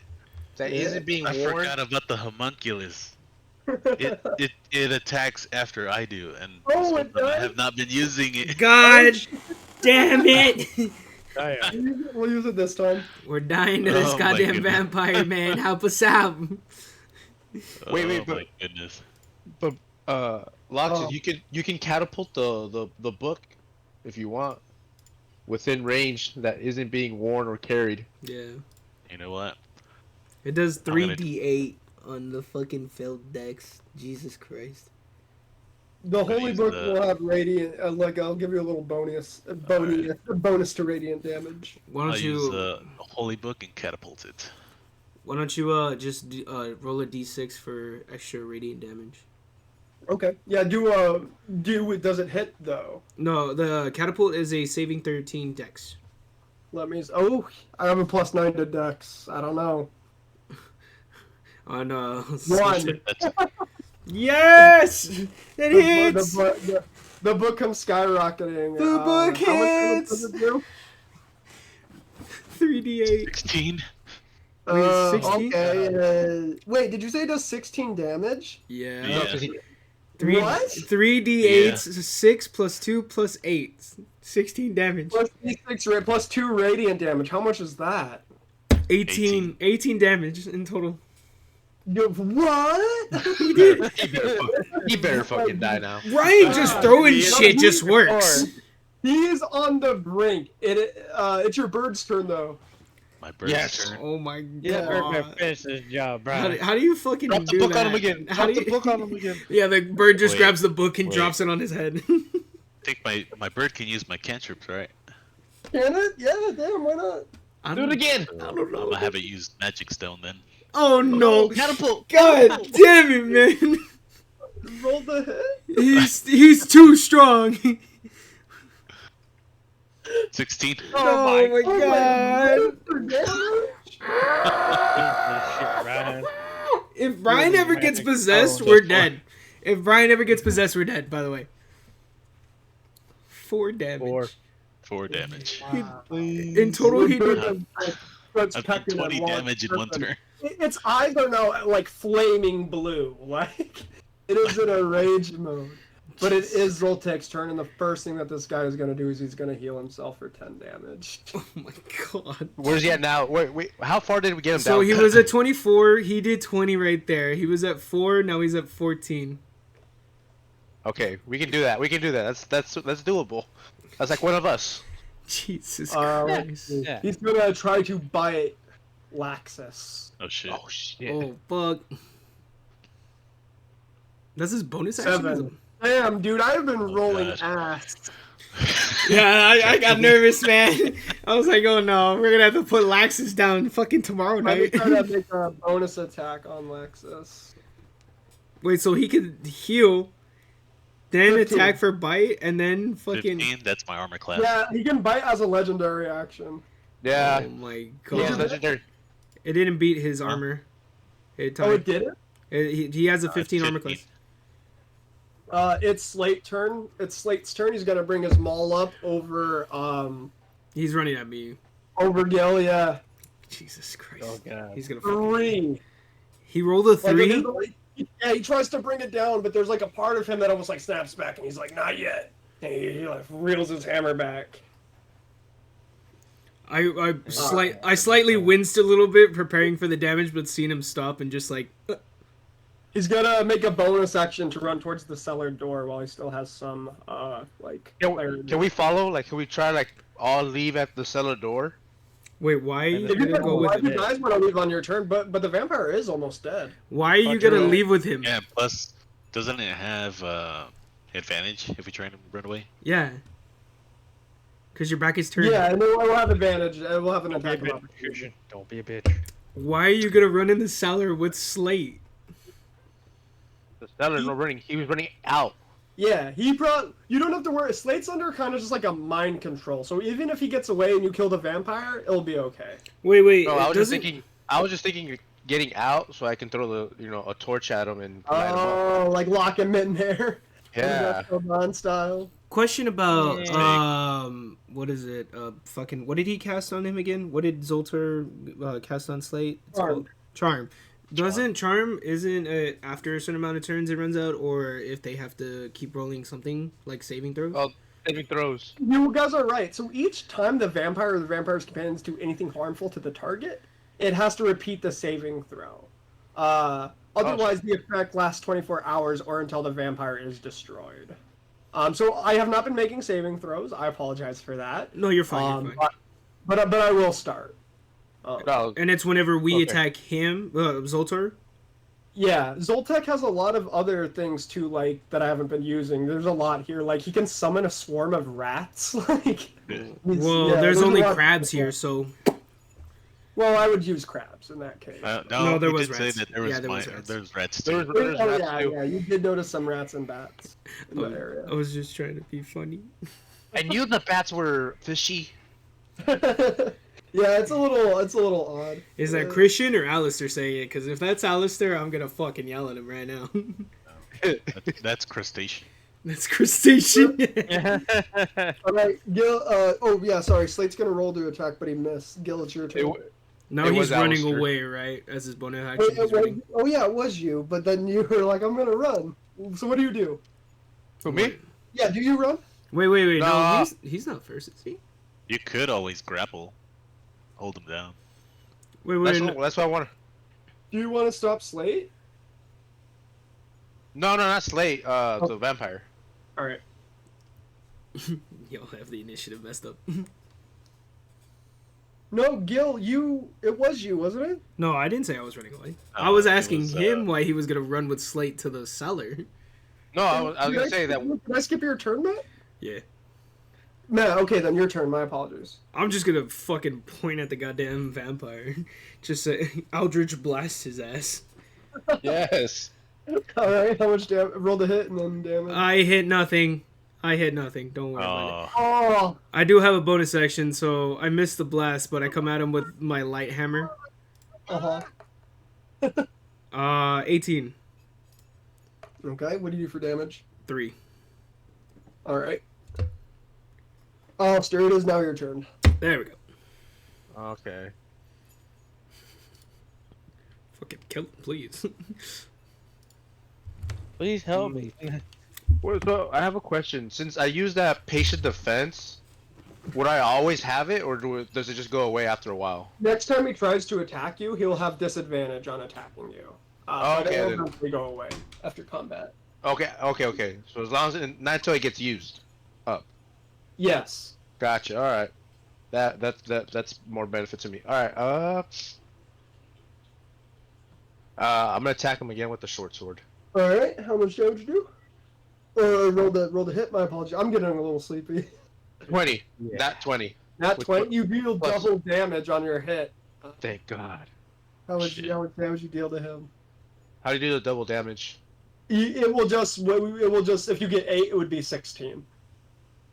So you would just roll for damage and then we times it. Oh shit. I got 4 plus 1 plus 3 equals 8. 8. So you did see. How do you kill the vampire with your short No, sword? God. Oh, I get to kill him? Fuck. Yeah, you God. get to kill him. Finally, you get to kill something. I was gonna say, kill him or Decapitation. non-lethal. Useful. No, decapitation is decapitate. Oh. Yeah. Wait. Does this damage finally do him in? Roll. Yeah. How do you kill him, Alistair? I decapitate him. Yeah. Yep. Okay. You couldn't make it sound any cool. Like I run up to him, stab my blade into his neck, then backflip behind him and pull the blade through his throat, decapitating him in the process. Yes, that. Gonna be You just like, okay. Like kung You fu go- front flip over him. You go ahead and you do that. You cut. Uh-huh.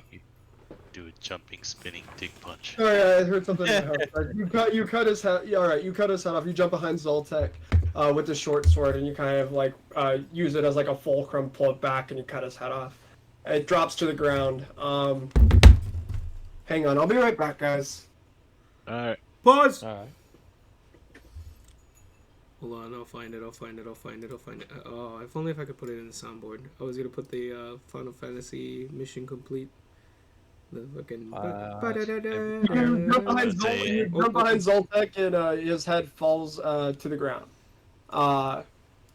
You guys are kind of now just catching your breath a little bit. And in this moment, Zoltek's body turns into like a black mist. And it begins to try to fly out the door. I'm gonna roll. Slate sticks his hand up and he catches like this mist in his hand, and he just like closes it, and it's no more. The vampire was on its way to try to regenerate, but couldn't make it. I kind of cautiously approach Slate as he's grabbing the black mist, and I say, "Are you back to normal there?" I think so. I didn't hurt any of you, did I? Almost, but we're glad to have you on our side again. Just don't ever do that again. Why do you think that guy's looking for Scarron? I don't know. Or why do you think that Scarlet Brotherhood is looking for Scarron? Maybe these I are don't know. questions we can ask Scarron before we go on our journey. Who really is scared? Well, you guys are pondering this. We'll deal with the fallout of all this in the next session. Gotcha. All right. Yeah. Do you want us to go to level 3 or do we? No. want to? This was a side quest. No. It's like Assassin's Creed. I will not level you up right now, unfortunately. Even though I feel like spiritually we've earned it. The only one who got damaged was Laxus, so. Yeah. True. I'm just glad I didn't Congratulations, get guys, bit. bro. Like I said, I envisioned this whole session going a different way. It kind of went a little bit. Do you guys like stuff like this though, or? Yeah, I like Yeah. Yeah, I like it. As long as I ain't sleepy, I'm good. it. Maybe not every time, but every Yeah, once in a no, while. I know what you mean. I feel it for sure. We're gonna get back to business next time we play. Could be next weekend, whenever you guys are ready. So Sure. Yeah. yeah, have a good night. Once again, I'm sorry for keeping you a long time. Didn't expect it to go this long, but This learning was every shorter day. than the other one. This has only been like Yeah. compared. Really? Yeah, Yeah, the it's a- stream is only at 3 hours now. Well, like Wow. 2 minutes from 3 hours. The other one was almost 5 hours. We did start a little bit later, I think, though, Yeah, which yeah. might feel why. Yeah. And most of it was all just us shopping. Yeah, a lot of shopping and stuff. Kristen doing dumb shit. Me, you guys all took long. You were the one I that don't know. summoned this fucking dude. All I know is I You passed. I learned, woke up to this mess. You had to. You We had to learned- investigate. Yeah. Oh, I hear a voice. Let me open this fucking Oh. cellar. It I was need a a- missing person. I need to find this missing person. You didn't find them, by the way. Do we at least find the remains? I'll cover that on the next session. Okay, that's the aftermath part. All right, Copy, I think copy. the Scarlet Brotherhood dispatched them. So. You're good, Joe. You're good. Yeah, this motherfucker. We just need to put him on a goddamn leash. No, No, it's alright. Fucking I can monk. defend myself. I'll defend myself. Oh, so behind the scenes, this is what it says about Crabber's Cove in the book. Just east of the docks, built along the shores of a secluded bay, are a handful of buildings known collectively as Crabber's Cove. The buildings are weathered and abandoned by the residents of Saltmarsh. The crumbling remains, there's crabbers everywhere. Unbeknownst to the folk of Saltmarsh, a vampire named Zoltek is trapped in a hidden cellar beneath one of the old cabins. Zoltek was buried in an ancient tomb, unleashed on Saltmarsh decades ago when a sealed coffin was brought to town by a trader, and opened. A cleric of St. Cuthbert confronted him, but she wasn't able to destroy him. Instead, she trapped him by means of a powerful curse. Zoltek is best left trapped, except for one detail. By a stroke of fate, agents of the Scarlet Brotherhood use the cabin above him for clandestine meetings. He knows the full details of their operation. He trades this information for his freedom if confronted by adventurers. We got fucking nothing. We got fucking nothing besides the fucking. You know their motive. Besides the skills, that's the only thing. We got nothing. He knew so much. Can we keep the coffin? Yeah, why not? Yeah, can we bring it apart? It's a cruise My girlfriend coffin. made me biscuits and gravy. It smells great. Go for it. You're I good. gotta taste Yeah. that. Yeah, you're good. All right, gents. Later, guys. We'll, End we'll, stream. next session, we'll get back on it. Everyone say goodbye. Take care. Bye-bye. Bye. Later.